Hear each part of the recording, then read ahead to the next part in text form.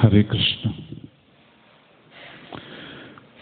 जय राधा माधवा कुंज बिहारी,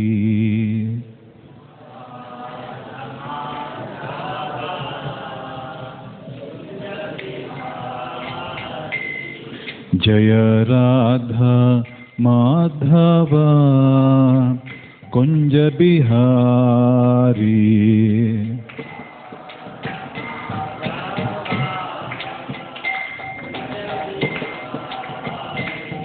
जय गोपी जना वल्लभा गिरिवरधारी,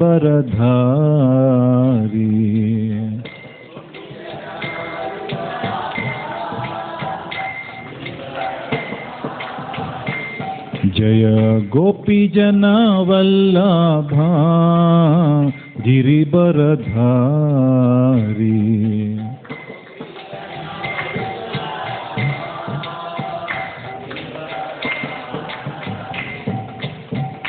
यशोदानंदन ब्रज जन रंजन,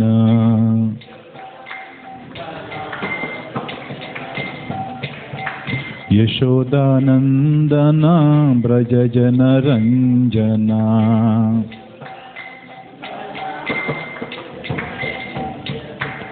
यमुना तीरा वनचारी,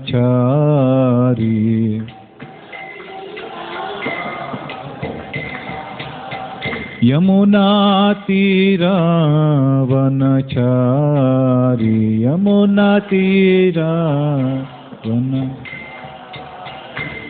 जय राधा माधवा कुंज बिहारी,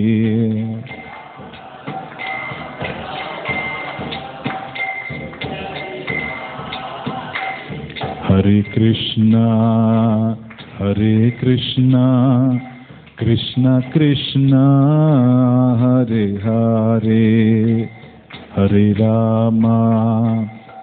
रामा राम राम हरे हरे, हरे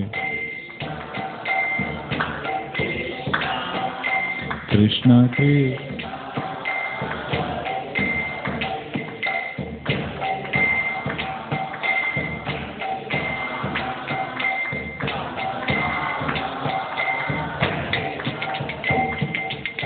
हरे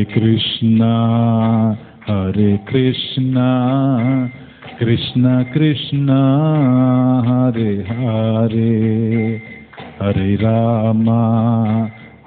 रामा राम राम हरे हरे, हरे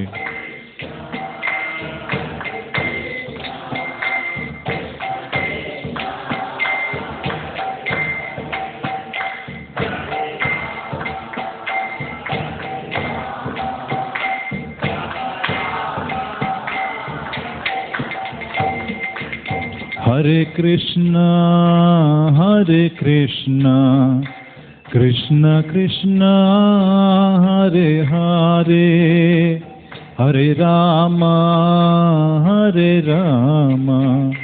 राम राम हरे हरे,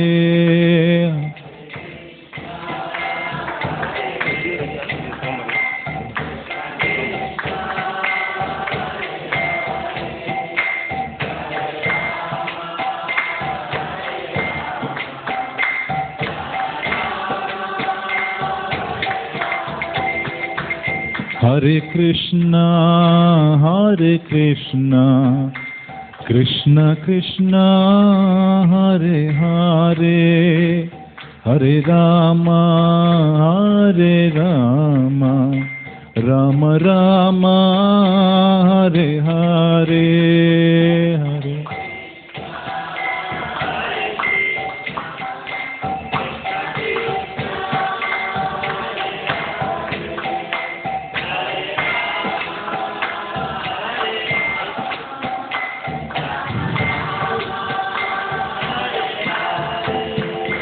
हरे Krishna Krishna Krishna Hare Hare Hare Rama Hare Rama Rama Rama Hare Hare.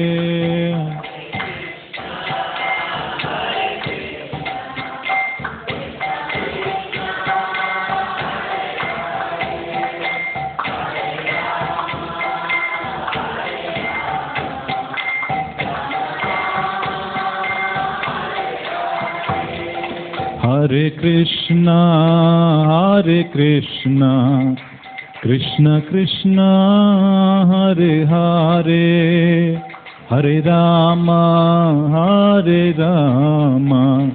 Rama Rama, Hare Hare, Hare Krishna.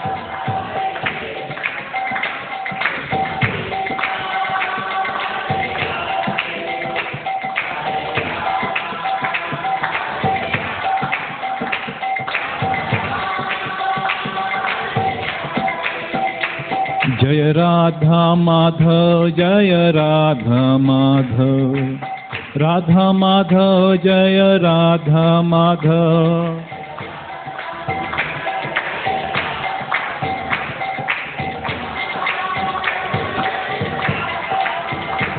Jaya Shri Krishna, Jaya Shri Krishna, Shri Krishna, Jaya Shri Krishna.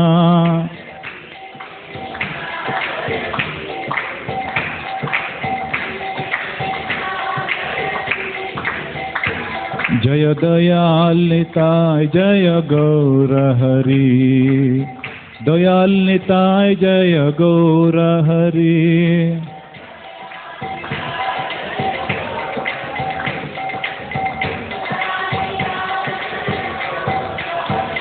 Jaya Jaya Prabhupada, Prabhupada, Prabhupada, Prabhupada, Jaya Jaya Prabhupada, Prabhupada, Prabhupada, Prabhupada. Gaur Premanandi Hari Hari.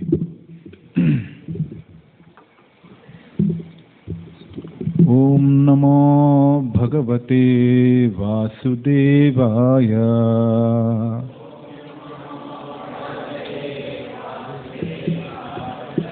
Om Namo Bhagavate Vasudevaya.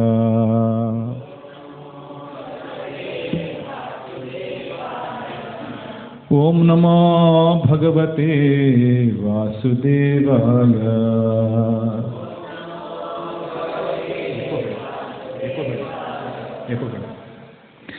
Narayanam Namaskritya Naram Chaiva Narottamam Devim Saraswatim Vyasam Tato Jayamrudirate Nashtaprayeshu Abhadreshu Nityam Bhagavata Sevaya Bhagavatir Uttama Shloke Bhaktir Bhavati Naishtiki Shunvatam Swakatha Krishna Punyashravana Kirtana Hridayantastu Abhadrani Vidhunoti Suhrutsatam Nashtaprayeshu Abhadreshu Nityam Bhagavata Sevaya Bhagavatir Uttama Shloke Bhaktir Bhavati Naishtiki Tada Rajastamo Bhavo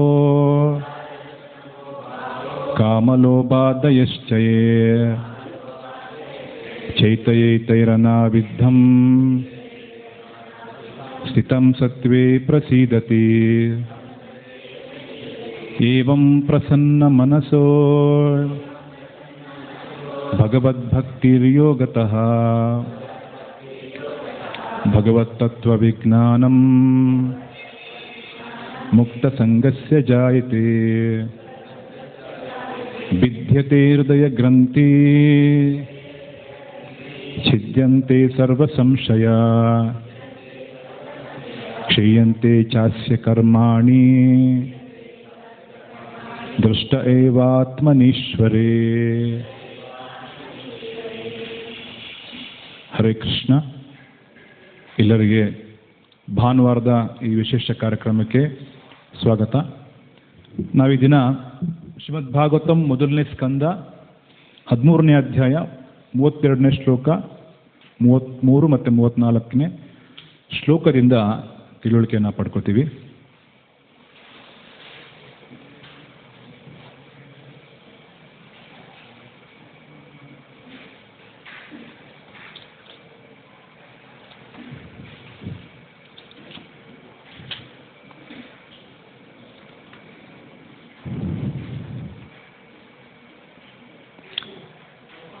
ದಯವಿಟ್ಟೆಲ್ಲರೂ ಹೇಳಿ.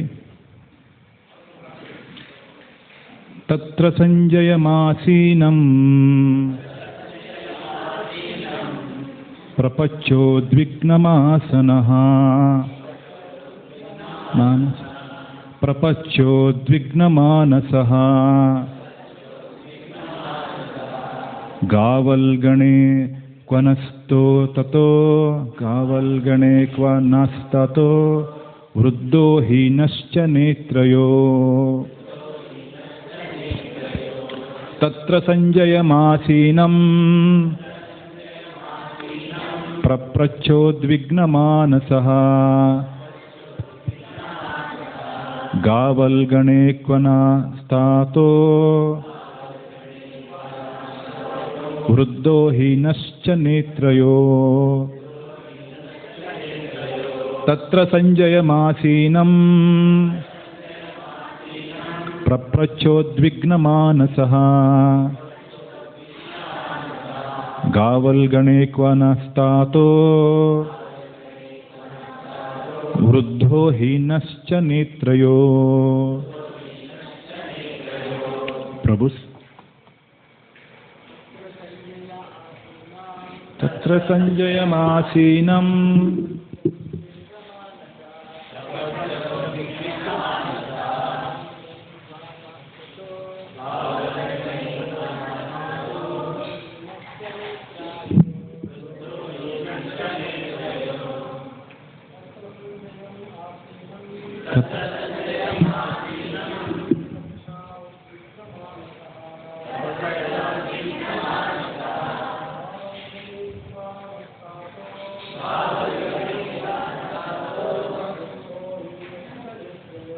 ವೃದ್ಧೋ ಹೀನಶ್ಚ ನೇತ್ರಯೋ.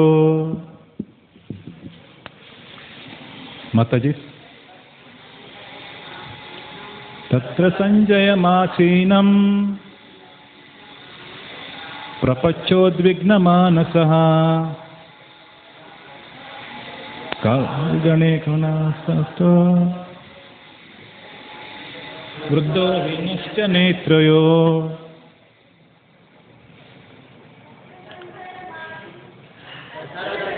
ಮಾಸೀನಂ ಪ್ರಪಚ್ಚೋದ್ವಿಗ್ನಮಾನಸಃ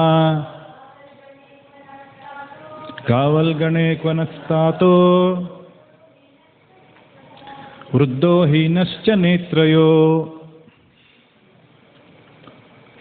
ಅನುವಾದ. ಮಹಾರಾಜ ಯುಧಿಷ್ಠಿರನು ವ್ಯಾಕುಲಮಯನಾಗಿದ್ದ ಅಲ್ಲೇ ಕುಳಿತಿದ್ದ ಸಂಜಯನತ್ತ ತಿರುಗಿ ಕೇಳಿದನು, ಓ ಸಂಜಯ, ಮುದುಕನು ಕುರುಡನು ಆದ ನಮ್ಮ ದೊಡ್ಡಪ್ಪನೆಲ್ಲಿದ್ದಾನೆ? ಶ್ಲೋಕ 33. ಅನುವಾದ. ನನ್ನ ಹಿತೈಷಿಯಾದ ಚಿಕ್ಕಪ್ಪ ವಿದುರ ಎಲ್ಲಿ?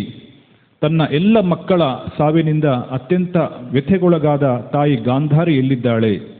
ನನ್ನ ದೊಡ್ಡಪ್ಪ ಧೃತರಾಷ್ಟ್ರ ಕೂಡ ತನ್ನ ಎಲ್ಲ ಮಕ್ಕಳ ಮೊಮ್ಮಕ್ಕಳ ಮರಣದಿಂದಾಗಿ ಮಾನಸಿಕವಾಗಿ ಅತಿಯಾಗಿ ನೊಂದಿದ್ದನು. ನಿಸ್ಸಂದೇಹವಾಗಿ ನಾನು ತುಂಬ ಕೃತಜ್ಞನಾಗಿದ್ದೇನೆ. ನನ್ನ ಅಪರಾಧಗಳನ್ನು ತುಂಬ ಗಂಭೀರವಾಗಿ ಪರಿಗಣಿಸಿ ಅವನು ತನ್ನ ಹೆಂಡತಿಯೊಡನೆ ತಾನು ಗಂಗೆಯಲ್ಲಿ ಮುಳುಗಿದನೇನು? ಭಾವಾರ್ಥ: ಪಾಂಡವರು, ವಿಶೇಷವಾಗಿ ಮಹಾರಾಜ ಯುಧಿಷ್ಠಿರ ಮತ್ತು ಅರ್ಜುನರು ಕುರುಕ್ಷೇತ್ರ ಯುದ್ಧದ ನಂತರ ಪರಿಣಾಮಗಳನ್ನು ನಿರೀಕ್ಷಿಸಿದ್ದರು. ಆದ್ದರಿಂದಲೇ ಅರ್ಜುನನು ಯುದ್ಧ ಮಾಡಲು ನಿರಾಕರಿಸಿದ್ದನು. ಭಗವಂತನ ಸಂಕಲ್ಪದಿಂದ ಯುದ್ಧವೇನೋ ನಡೆಯಿತು. ಆದರೆ ಕುಟುಂಬದ ಆಘಾತದ ಪರಿಣಾಮಗಳು ಅವರು ಮೊದಲೇ ಯೋಚಿಸಿದಂತೆ ನಿಜವೇ ಆದವು. ಮಹಾರಾಜ ಯುಧಿಷ್ಠಿರನು ತನ್ನ ದೊಡ್ಡಪ್ಪ ಧೃತರಾಷ್ಟ್ರ ಮತ್ತು ದೊಡ್ಡಮ್ಮ ಗಾಂಧಾರಿಯರ ಮಹಾ ದುರವಸ್ಥೆಯ ಬಗ್ಗೆ ಸದಾ ಪ್ರಜ್ಞೆಯುಳ್ಳವನಾಗಿದ್ದನು. ವೃದ್ಧನಾಗಿ ದುಃಖತಪ್ತ ಸ್ಥಿತಿಯಲ್ಲಿದ್ದ ಅವರ ಬಗ್ಗೆ ಸಾಧ್ಯವಾದ ಎಲ್ಲ ಕಾಳಜಿಯನ್ನು ವಹಿಸಿದ್ದನು. ತನ್ನ ದೊಡ್ಡಪ್ಪ ಮತ್ತು ದೊಡ್ಡಮ್ಮರನ್ನು ಅರಮನೆಯಲ್ಲಿ ಕಾಣದಾದಾಗ ಅವನಿಗೆ ಸಹಜವಾಗಿ ಸಂದೇಹಗಳಾದವು. ಅವರು ಗಂಗೆಯ ಪ್ರವಾಹದಲ್ಲಿ ಮುಳುಗಿ ಹೋದರೆಂದು ಊಹಿಸಿದನು. ಯುಧಿಷ್ಠಿರನು ತನ್ನನ್ನು ಕೃತಜ್ಞನೆಂದು ಭಾವಿಸಿದ್ದೇಕೆಂದರೆ ಪಾಂಡವರು ತಂದೆಯನ್ನು ಕಳೆದುಕೊಂಡಾಗ ಮಹಾರಾಜ ಯುಧಿಷ್ಠಿರನು ಅವರಿಗೆ ಬದುಕಲು ಎಲ್ಲ ರಾಜಸೌಕರ್ಯಗಳನ್ನು ಒದಗಿಸಿಕೊಟ್ಟಿದ್ದನು. ಅದಕ್ಕೆ ಪ್ರತಿಯಾಗಿ ಅವರು ಕುರುಕ್ಷೇತ್ರದ ಯುದ್ಧದಲ್ಲಿ ಧೃತರಾಷ್ಟ್ರನ ಎಲ್ಲ ಮಕ್ಕಳನ್ನು ಕೊಂದಿದ್ದರು. ಧಾರ್ಮಿಕ ಮನುಷ್ಯನಾಗಿ ಮಹಾರಾಜ ಯುಧಿಷ್ಠಿರನು ತನ್ನೆಲ್ಲ ಅನಿವಾರ್ಯವಾದ ದುಷ್ಕೃತ್ಯಗಳನ್ನು ಗಣನೆಗೆ ತೆಗೆದುಕೊಂಡನು. ಅವನು ತನ್ನ ದೊಡ್ಡಪ್ಪ ಮತ್ತು ಪರಿವಾರದ ದುಷ್ಕೃತ್ಯಗಳ ಬಗ್ಗೆ ಎಂದೂ ಯೋಚಿಸಿರಲಿಲ್ಲ. ಭಗವಂತನ ಸಂಕಲ್ಪದ ಮೇರೆಗೆ ಧೃತರಾಷ್ಟ್ರನು ತನ್ನದೇ ದುಷ್ಕೃತ್ಯಗಳ ಪರಿಣಾಮವನ್ನು ಅನುಭವಿಸಿದನು. ಆದರೆ ಮಹಾರಾಜ ಯುಧಿಷ್ಠಿರನು ತನ್ನ ಅನಿವಾರ್ಯ ದುಷ್ಕೃತ್ಯಗಳ ಬಗ್ಗೆ ಯೋಚಿಸುತ್ತಿದ್ದನು. ಅದು ಸಜ್ಜನನಾದವನ ಮತ್ತು ಭಗವದ್ಭಕ್ತನ ಸ್ವಭಾವವಾಗಿದೆ. ಭಕ್ತನು ಎಂದೂ ಇತರರ ದೋಷಗಳನ್ನು ಕಾಣಲು ಹೊರಡುವುದಿಲ್ಲ. ಬದಲಾಗಿ ತನ್ನದನ್ನು ಕಂಡುಕೊಳ್ಳಲು ಪ್ರಯತ್ನಿಸುತ್ತಾನೆ. ತನ್ಮೂಲಕ ಸಾಧ್ಯವಾದಷ್ಟು ಸರಿಪಡಿಸಿಕೊಳ್ಳುತ್ತಾನೆ. ಶ್ಲೋಕ 34. ಅನುವಾದ: ನನ್ನ ತಂದೆ ಪಾಂಡು ಸತ್ತಾಗ ನಾವೆಲ್ಲ ಚಿಕ್ಕ ಮಕ್ಕಳಾಗಿದ್ದೆವು. ಈ ಇಬ್ಬರು ದೊಡ್ಡಪ್ಪಂದಿರು ಎಲ್ಲ ಬಗೆಯ ಆಪತ್ತುಗಳಿಂದ ನಮಗೆ ರಕ್ಷಣೆ ನೀಡಿದರು. ಅವರು ಯಾವಾಗಲೂ ನಮ್ಮ ಉತ್ತಮ ಹಿತೈಷಿಗಳಾಗಿದ್ದರು. ಅಯ್ಯೋ, ಅವರು ಇಲ್ಲಿಂದ ಇಲ್ಲಿಗೆ ಹೋದರು. ಹರೇ ಕೃಷ್ಣ. ಪ್ರಾರ್ಥನೆಯನ್ನು ಮಾಡ್ತಾ ಹಿರಿಯ ವೈಷ್ಣವರಲ್ಲಿ ಮತ್ತು ಭಗವಂತನಲ್ಲಿ ಕೃಪೆಯನ್ನು ಬೇಡ್ತಾ ಪ್ರಾರಂಭ ಮಾಡೋಣ. ಓಂ ಅಜ್ಞಾನತಿಮಿರಾಂಧಸ್ಯ ಜ್ಞಾನಾಂಜನಶಲಾಖಯ ಚಕ್ಷುರುನ್ಮಿಲಿತಂ ಯೇನ ತಸ್ಮೈ ಶ್ರೀ ಗುರುವೇ ನಮಃ. ನಮಃ ಓಂ ವಿಷ್ಣುಪಾದಾಯ ಕೃಷ್ಣಪ್ರೇಷ್ಠಾಯ ಭೂತಲೆ ಶ್ರೀಮತೆ ಭಕ್ತಿವೇದಾಂತ ಸ್ವಾಮಿನ್ ಇತಿ ನಾಮಿನೇ. ನಮಸ್ತೆ ಸರಸ್ವತಿ ದೇವೇ ಗೌರವಾಣಿ ಪ್ರಚಾರಿಣಿ ನಿರ್ವಿಶೇಷ ಶೂನ್ಯವಾದಿ ಪಾಶ್ಚಾತ್ಯ ದೇಶತಾರಿಣಿ. ಜಯ ಶ್ರೀ ಕೃಷ್ಣ ಚೈತನ್ಯ ಪ್ರಭು ನಿತ್ಯಾನಂದ ಶ್ರೀ ಅದ್ವೈತ ಗದಾಧರ ಶಿವಾಸಾದಿ ಗೌರ ಭಕ್ತ ವೃಂದ. ಹರೇ ಕೃಷ್ಣ ಕೃಷ್ಣ ಕೃಷ್ಣ ಹರೇ ಹರೇ, ಹರೇ ರಾಮ ರಾಮ ರಾಮ ಹರೇ ಹರೇ. ಮುಖಂ ಕರೋತಿ ವಾಚಾಲಂ ಪಂಗುರ್ಲಂಘಯತೆ ಗಿರಿಂ ಯತ್ಕೃಪಾತಮಹಂ ವಂದೇ ಶ್ರೀ ಗುರು ದೀನತಾರಿಣಂ ಪರಮಾನಂದ ಮಾಧವಂ ಶ್ರೀ ಚೈತನ್ಯ ಈಶ್ವರಂ. ಹರಿ ಓಂ ತತ್ಸತ್.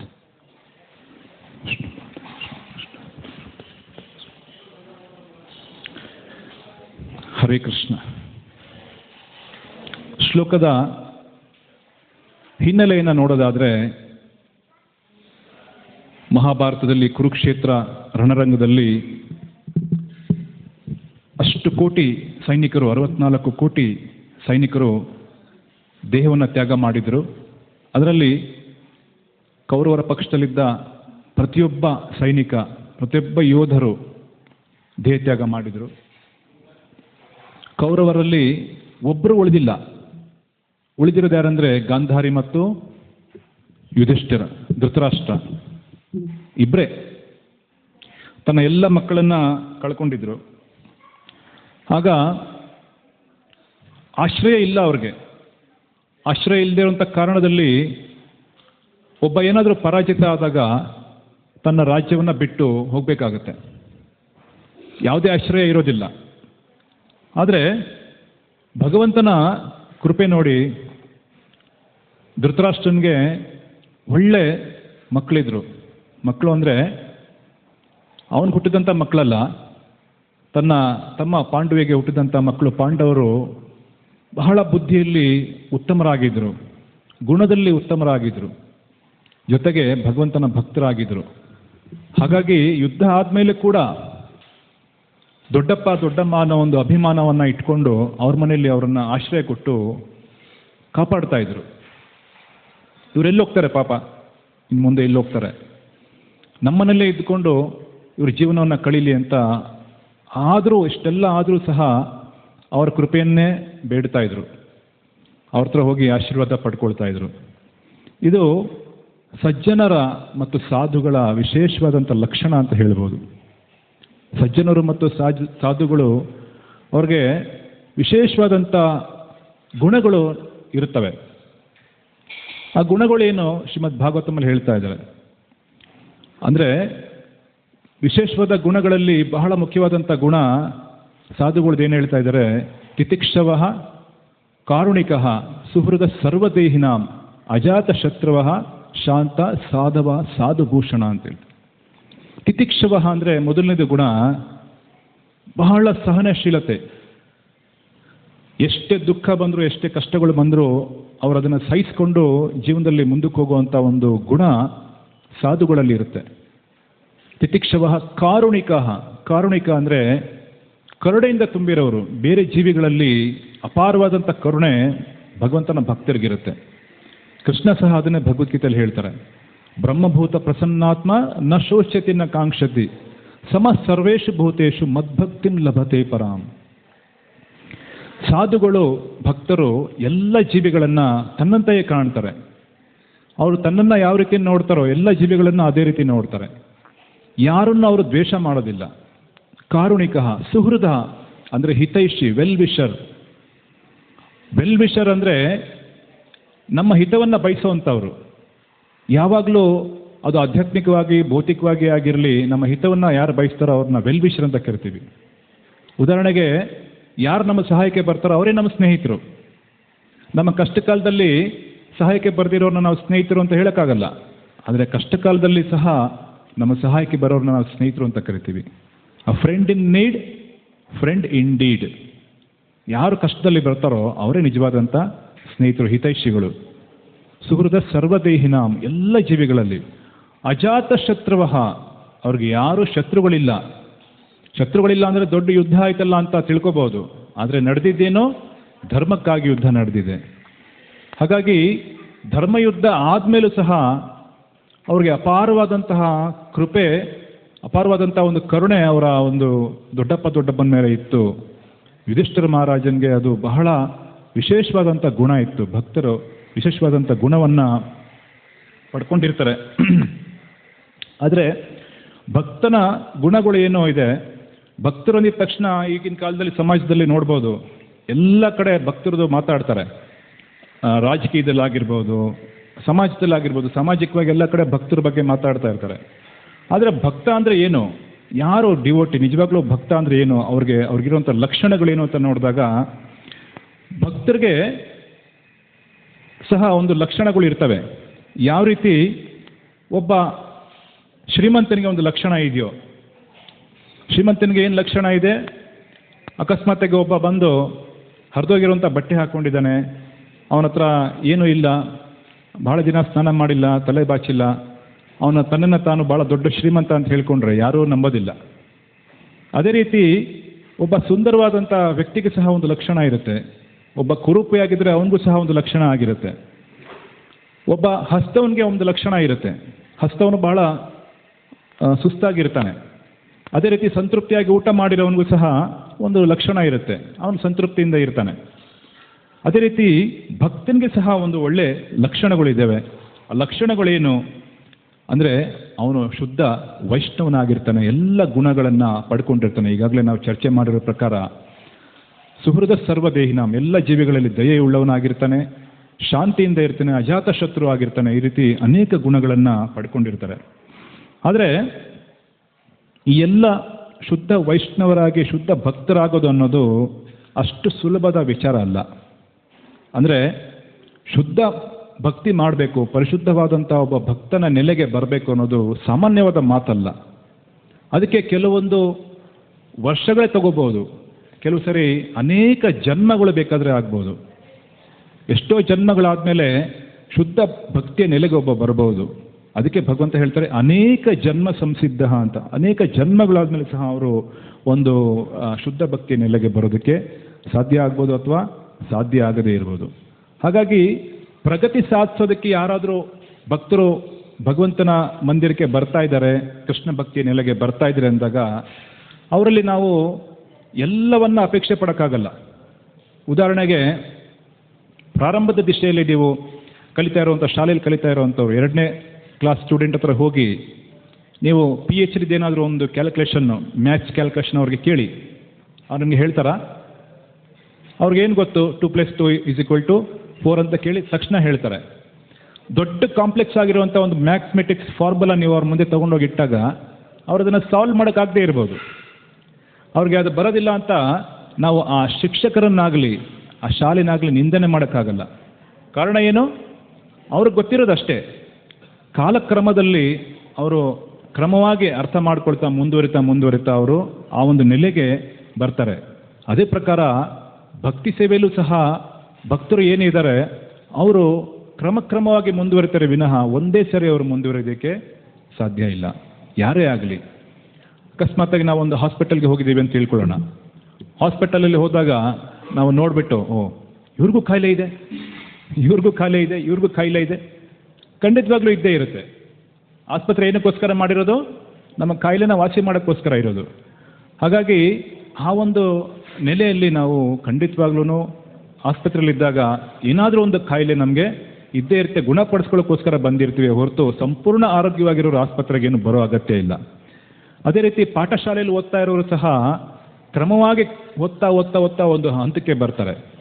ಆದರೆ PhD ಮಾಡಿದಾಗ BA BCom ಓದಿದಾಗ ಸಹ ಅವ್ರಿಗೇನಾದರೂ 2+2 = 4 ಅಂತ ಗೊತ್ತಿಲ್ಲ ಅಂದರೆ ಅದು ಬಹಳ ಗಂಭೀರವಾದಂಥ ವಿಷಯ ಅಂತ ನಾವು ಪರಿಗಣನೆ ಮಾಡ್ಬೋದು. ಆದರೆ ಅನೇಕ ವೇಳೆ ನಾವು ನೋಡ್ಬೋದು ಬಹಳ ಮುಂದುವರೆದಿರೋರು ಕೂಡ ಅವರು ಇನ್ನೂ ಸಹ ಬಹಳಷ್ಟು ಸಂಶಯಗಳನ್ನು ಇಟ್ಕೊಂಡಿರ್ತಾರೆ. ಅದರಲ್ಲಿ ನಾವು ಆ ಒಂದು ವಿಚಾರವನ್ನು ಗಂಭೀರವಾಗಿ ಪರಿಗಣನೆ ಮಾಡ್ಬೋದು. ಆದರೆ ಶಿಲ ಪ್ರಭುಪಾದ್ ಹೇಳ್ತಾರೆ ನಾವಿರುವಂಥದ್ದು ದುಃಖಾಲಯ ಮತ್ತು ಅಶಾಶ್ವತ. ದುಃಖ ಮತ್ತು ಅಕಸ್ಮಾತ್ತಾಗಿ ಸುಖ ಇದೆ ಅಂದರೂ ಕೂಡ ಅದೇನಾಗಿದೆ? ಅಶಾಶ್ವತ ಜಗತ್ತಲ್ಲಿದೆ. ಇಸ್ಕಾನ್ ಅಂತಾರಾಷ್ಟ್ರೀಯ ಕೃಷ್ಣ ಪ್ರಜ್ಞಾ ಸಂಘ ಅಥವಾ ಯಾವುದೇ ಒಂದು ಆಧ್ಯಾತ್ಮಿಕ ಸಂಸ್ಥೆ ನಮ್ಮ ಭವರೋಗವನ್ನು ವಾಸಿ ಮಾಡುವಂತಹ ಒಂದು ಆಸ್ಪತ್ರೆ ಇದ್ದಂಗೆ. ನಮ್ಮ ಒಂದು ಸಂಸ್ಥೆಯಲ್ಲಿ ಪ್ರಧಾನ ವೈದ್ಯರು ಯಾರು? ಚೀಫ್ ಬಹಳ ಮುಖ್ಯವಾಗಿರುವಂಥ ಒಬ್ಬರು ಕ್ರಿಶ್ಚಿಯನ್ ಯಾರು? ಜಗದ್ಗುರು ಶಿಲಾ ಪ್ರಭುಪಾದ್. ಅವರು ಬಹಳ ಪ್ರಧಾನ ವೈದ್ಯರಾಗಿದ್ದಾರೆ. ಅನೇಕ ಸಾರಿ ನಾವು ಆಸ್ಪತ್ರೆಗೆ ಹೋದಾಗ ನಮಗೆ ಕಾಯಿಲೆ ಏನು ಅನ್ನೋದೇ ಗೊತ್ತಾಗಲ್ಲ. ನನ್ನ ಹತ್ರ ಯಾರೋ ಒಬ್ಬರು ಬಂದಿದ್ದರು, ಅವರ ಮಗುಗೆ ಬಹಳ ಕಷ್ಟ ಆಗ್ತಾಯಿತ್ತು, ನಡೆಯೋಕ್ಕಾಗ್ತಾ ಇರಲಿಲ್ಲ, ಮಾತಾಡೋಕ್ಕಾಗ್ತಾ ಇರಲಿಲ್ಲ. ಅವ್ರು ಬಹಳಷ್ಟು ಡಾಕ್ಟರ್ ಹತ್ರ ಹೋಗಿ ತೋರಿಸಿದ್ದಾರೆ ಏನಾಗಿದೆ ಅಂತ. ಯಾವ ಡಾಕ್ಟ್ರು ಸಹ ಅವ್ರಿಗೆ ಉತ್ತರ ಕೊಟ್ಟಿಲ್ಲ, ಏನು ಕಾಯಿಲೆ ಅಂತ ಕಂಡುಹಿಡಿಯೋಕ್ಕಾಗ್ತಾ ಇಲ್ಲ. ಭವರೋಗದಲ್ಲಿ ಕೆಲವೊಂದು ಕಾಯಿಲೆಗಳು ಆ ಪ್ರಕಾರನೇ ಕಂಡುಹಿಡಿದು ಬಹಳ ಕಷ್ಟ ಆಗುತ್ತೆ, ಕಂಡುಹಿಡಿಯೋಕ್ಕಾಗೋದೇ ಇಲ್ಲ. ಆದರೆ ಶಿಲಾ ಪ್ರಭುಪಾದ್ ನಮ್ಮ ನಿಜವಾದಂಥ ರೋಗ ಏನು ಅಂತ ಕಂಡುಹಿಡಿದಿದ್ದಾರೆ. ರೋಗ ಏನು? ಭವರೋಗದಿಂದ ನಾವು ನರಳ್ತಾ ಇದ್ದೀವಿ, ಅದಕ್ಕೆ ಔಷಧಿ ಸಹ ಅವರು ಕೊಡ್ತಾ ಇದ್ದಾರೆ, ಮೆಡಿಸಿನ್ ಸಹ ಕೊಡ್ತಾ ಇದ್ದಾರೆ. ಆ ರೀತಿ ಕೃಷ್ಣ ಪ್ರಜ್ಞೆ ಬಹಳ ವಿಶೇಷವಾದಂಥ ಒಂದು ಗುಣ. ಅದರಲ್ಲಿ ಭಕ್ತರು ಪಡ್ಕೊಳ್ಳೋಂಥ ಗುಣಗಳು ಏನಿದೆ ಮುಂದುವರಿತಾ ಬಹಳ ವಿಶೇಷವಾಗಿರುತ್ತೆ. ಒಂದೇ ದಿನಕ್ಕೆ ಅಥವಾ ಒಂದೇ ರಾತ್ರಿಗೆ ಅದು ಬರುವಂಥದ್ದಲ್ಲ. ಕೃಷ್ಣ ಭಕ್ತರಾಗೋದಕ್ಕೆ ಏನು ಮಾಡಬೇಕು? ಕೃಷ್ಣ ಭಕ್ತಿ ಮಾಡೋದಕ್ಕೆ ಏನು ಮಾಡಬೇಕು? ಭಗವಂತ ಹೇಳ್ತಾ ಇದ್ರೆ ಮನ್ಮನಾಭವ ಮದ್ಭಕ್ತೋ ಮಧ್ಯಾಜಿ ಮಾಂ ನಮಸ್ಕರು. ನನ್ನ ಭಕ್ತನಾಗು, ನನ್ನನ್ನು ಪೂಜಿಸು, ನನಗೆ ನಮಸ್ಕಾರ ಮಾಡು. ಹಾಗಾಗಿ ಈ ಒಂದು ಕೆಲಸಗಳನ್ನು ನೀನು ಮಾಡಿದ್ದೇ ಆದರೆ ನೀನು ಕ್ರಮೇಣವಾಗಿ ಭಕ್ತ ಆಗ್ತೀಯ ಅಂಥೇಳಿ ಭಗವಂತ ಸಹ ನಮಗೆ ಭಗವದ್ಗೀತೆಯಲ್ಲಿ ಬಹಳ ಧೈರ್ಯ ಕೊಡ್ತಾ ಇದ್ದಾರೆ. ಭಕ್ತಿ ಸೇವೆಯಲ್ಲಿ ಕ್ರಮವಾಗಿ ನಾವು ಮುಂದುವರಿಬೇಕಾದ್ರೆ ಮೊದಲನೇದಾಗಿ ಆದೋ ಶ್ರದ್ಧಾ ತತಃ ಸಾಧು ಸಂಘ. ಆದೋ ಶ್ರದ್ಧಾ, ಪ್ರಾರಂಭದಲ್ಲಿ ಸ್ವಲ್ಪ ಶ್ರದ್ಧೆ ಇಟ್ಕೋಬೇಕು, ಅದಾದಮೇಲೆ ಸಾಧು ಸಂಘ ಮಾಡಬೇಕು. ಸಾಧು ಸಂಗೋಥ ಭಜನ ಕ್ರಿಯಾ. ಸ್ವಲ್ಪ ನಾವು ಸಾಧು ಸಂಘ ಮಾಡಿದ್ಮೇಲೆ ಭಜನ ಕ್ರಿಯಾ, ನಮ್ಮ ಗ್ರಂಥಗಳನ್ನು ಓದೋದಾಗಿರ್ಬೋದು, ಚಾಂಟಿಂಗ್ ಮಾಡೋದಾಗಿರ್ಬೋದು, ಎಲ್ಲ ಒಂದು ಕ್ರಮವಾಗಿ ಮಾಡ್ಕೊಂಡು ಹೋದಾಗ ನಿಧಾನವಾಗಿ ಪ್ರಗತಿಯನ್ನು ಒಬ್ಬರು ಸಾಧನೆ ಮಾಡ್ಬೋದು. ಅದರಲ್ಲಿ ಏನೂ ಸಂಶಯ ಇಲ್ಲ. ಯಾವ ರೀತಿ ಒಬ್ಬ LKG ಸ್ಟೂಡೆಂಟ್ ಕ್ರಮವಾಗಿ ಓದ್ತಾ PhDವರೆಗೂ ರೀಚ್ ಆಗ್ತಾರೆ, ಅದೇ ಪ್ರಕಾರನೇ ಭಕ್ತರು ಸಹ ಆ ಕ್ರಮವಾಗಿ ಹೋಗ್ತಾ ಇದ್ದಾಗ ಒಂದು ಒಳ್ಳೆ ನೆಲೆಯಲ್ಲಿ ಮುಂದೆ ಅವರು ಸ್ಥಿತ ಆಗ್ತಾರೆ. ಶಿಲ ರೂಪ ಗೋಸ್ವಾಮಿ ಸಹ ಉಪದೇಶಾಮೃತದಲ್ಲಿ ಹೇಳ್ತಾರೆ, ಉತ್ಸಾಹ ನಿಶ್ಚಯ ಧೈರ್ಯ ತತ್ತತ್ ಕರ್ಮ ಪ್ರವರ್ತನಾತ್ ಸತವೃತ್ತೆ ಸಂಗತ್ಯಾಗಿ ಸತವೃತ್ತೆ ಷಡ್ಭಿರ್ ಭಕ್ತಿ ಪ್ರಸಿದ್ಧತಿ. 6 ರೀತಿಯಾದಂತಹ ಉತ್ಸಾಹಗಳಿಂದ ನಾವು ಭಕ್ತಿಯನ್ನು ಹೆಚ್ಚು ಮಾಡ್ಕೋಬೋದು. ಉತ್ಸಾಹ, ನಮ್ಮಲ್ಲಿ ಉತ್ಸಾಹ ಇರಬೇಕು. ನಿಶ್ಚಯ, ದೃಢ ನಿಶ್ಚಯ, ಇವತ್ತಲ್ಲ ನಾಳೆ ನಾನು ಇದನ್ನು ಸಾಧನೆ ಮಾಡಲೇಬೇಕು ಅನ್ನೋ ಒಂದು ನಿಶ್ಚಯ ಇರಬೇಕು. ಉತ್ಸಾಹ, ನಿಶ್ಚಯ, ಧೈರ್ಯ ಅಂದರೆ ಸ್ವಲ್ಪ ತಾಳ್ಮೆಯಿಂದ ಇರಬೇಕು. ಇದು ಒಂದೇ ದಿನಕ್ಕಾಗುವಂಥದ್ದಲ್ಲ, ನಿಧಾನವಾಗಿ ಆಗುತ್ತೆ ಅಂತ ಹೇಳಿ ಪ್ರಯತ್ನ ಪಡಬೇಕು. ಸಂಗತ್ಯಾಗ ಅಂತ ಹೇಳಿದ್ರೆ ಅಸತ್ಸಂಗವನ್ನು ನಾವು ತ್ಯಾಗ ಮಾಡಬೇಕು. ಅಸತ್ಸಂಗವನ್ನು ತ್ಯಾಗ ಮಾಡದಿದ್ರೆ ಯಾರು ವೈಷ್ಣವ ಆಗೋದಕ್ಕೆ ಸಾಧ್ಯ ಇಲ್ಲ. ಚೈತನ್ಯ ಮಹಾಪ್ರಭು ಹೇಳ್ತಾರೆ, ಅಸತ್ಸಂಗತ್ಯಾಗಿ ವೈಷ್ಣವಾಚಾರ. ಅಸತ್ಸಂಗವನ್ನು ತ್ಯಾಗ ಮಾಡಿದ್ರೇ ನಾವು ವೈಷ್ಣವರಾಗೋದಕ್ಕೆ ಸಾಧ್ಯ ಆಗುತ್ತೆ. ತತ್ತತ್ ಕರ್ಮ ಪ್ರವರ್ತನಾತ್ ಅಂದರೆ ಇಂಥ ಒಂದು ಕಾರ್ಯಗಳನ್ನು ಉತ್ಸಾಹದಿಂದ ಯಾರು ಮಾಡ್ಕೊಂಡು ಬರ್ತಾರೋ ಅವರು ಭಗವಂತನ ಶುದ್ಧ ಭಕ್ತರಾಗೋದಕ್ಕೆ ಅರ್ಹತೆಯನ್ನು ಪಡ್ಕೋತಾರೆ.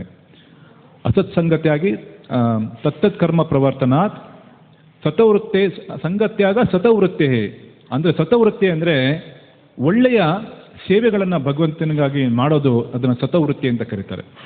ಭಕ್ತಿ ಅಂದರೆ ಎರಡೂ ಇದೆ, ಭಕ್ತಿ ಮತ್ತು ಭಕ್ತಿ ಸೇವೆ ಎರಡೂ ಇದೆ. ಎರಡನ್ನ ನಾವು ಮಾಡಿದಾಗ ಸಾಧು ಸಂಘದಲ್ಲಿ ಹರಿನಾಮವನ್ನು, ಭಾಗವತ ಶ್ರವಣವನ್ನು ಇದೆಲ್ಲ ನಾವು ಮಾಡಿದಾಗ ಖಂಡಿತವಾಗ್ಲೂ ನಮಗೆ ಭಕ್ತಿ ಸೇವೆಯಲ್ಲಿ ಪ್ರಗತಿ ಸಾಧಿಸ್ಬೋದು. ಭಕ್ತಿ ಸೇವೆಯಲ್ಲಿ 64 ಅಂಗಗಳಿದೆ ಅಂತ ಹೇಳ್ತಾರೆ, 64 ಲಿಂಬ್ಸ್. ಅದರಲ್ಲಿ ಪ್ರಮುಖವಾಗಿ 5 ಹೇಳ್ತಾರೆ. ಸಾಧು ಸಂಘ, ನಾಮಕೀರ್ತನ್, ಭಾಗವತ ಶ್ರವಣ್, ಮಥುರವಾಸ್, ಶ್ರೀ ವಿಗ್ರಹರ ಸೇವನ್. 5 ಪ್ರಮುಖವಾದಂಥ ಅಂಗಗಳು ಅಂತ ಹೇಳ್ತಾರೆ. 64 ಅಂಗಗಳಲ್ಲಿ ಪ್ರಮುಖವಾಗಿ 5. ಮೊದಲನೇದಾಗಿ ಸಾಧು ಸಂಘ. ಸಾಧು ಸಂಘದಿಂದನೇ ಪ್ರತಿಯೊಂದು ಪ್ರಾರಂಭ ಆಗೋದು. ಸಾಧು ಸಂಘ ಇಲ್ಲ ಅಂದರೆ ಏನೂ ಪ್ರಾರಂಭ ಆಗೋದೇ ಇಲ್ಲ. ಅದಾದಮೇಲೆ ನಾಮಕೀರ್ತನ್, ಭಗವಂತನ ನಾಮ ಎಷ್ಟು ಪವಿತ್ರ ಆಗಿದೆ ಅಂದರೆ ಗಂಗಾದಿ ತೀರ್ಥಂಗಳಿಗಧಿಕ ಶ್ರೀ ಹರಿಯ ನಾಮ. ಹರಿನಾಮ ಅಷ್ಟು ಪವಿತ್ರವನ್ನಾಗಿ ಒಬ್ಬ ವ್ಯಕ್ತಿಯನ್ನು ಮಾಡ್ಬೋದು. ಭಾಗವತ ಶ್ರವಣ, ಭಗವದ್ಗೀತಾ ಓದೋದು, ಭಗವದ್ಗೀತಾ ಪಠಣ, ಇದೆಲ್ಲ ಒಬ್ಬನನ್ನು ಪರಿಶುದ್ಧ ಕ್ರಮೇಣವಾಗಿ ಮಾಡ್ತಾ ಇರುತ್ತೆ. ಜೊತೆಯಲ್ಲಿ ಮಥುರವಾಸ್ ಅಂದರೆ ಎಲ್ಲರೂ ಬೆಂಗಳೂರು ಬಿಟ್ಟಿವಾಗ ಮಥುರಾಗೆ ಹೋಗೋಣ ಅಂತ ಏನು ಪ್ರಯತ್ನ ಪಡೋದು ಬೇಕಾಗಿಲ್ಲ. ನಮ್ಮ ಮನೆಯನ್ನೇ ನಾವು ವೃಂದಾವನ ಮತ್ತು ಮಥುರವಾಗಿ ಮಾಡ್ಕೋಬೋದು. ಹೇಗೆ? ಭಗವಂತನ ಉಪಸ್ಥಿತಿ ಅಲ್ಲಿದ್ದರೆ ಅದೇ ಮಥುರಾ ಮತ್ತು ವೃಂದಾವನ ಆಗುತ್ತೆ. ಮಥುರವಾಸ್. ನಂತರ ಶ್ರೀಮೂರ್ತಿ ಸೇವನ್, ಭಗವಂತನ ಶ್ರೀ ವಿಗ್ರಹವನ್ನು ಸೇವೆ ಮಾಡೋದು. ಶ್ರೀ ವಿಗ್ರಹ ಅಂದರೆ ಭಯ ಪಡ್ಬೋದು, ಮನೇಲಿ ವಿಗ್ರಹವನ್ನು ಇಟ್ಕೊಂಡು ನಾವು ಪೂಜೆ ಮಾಡ್ಬೋದಾ ಅಂತ. ಇಲ್ಲ, ಫೋಟೋ ಇಟ್ಕೊಂಡು ಸಹ ನೀವು ಪೂಜೆಯನ್ನು ಮಾಡ್ಬೋದು.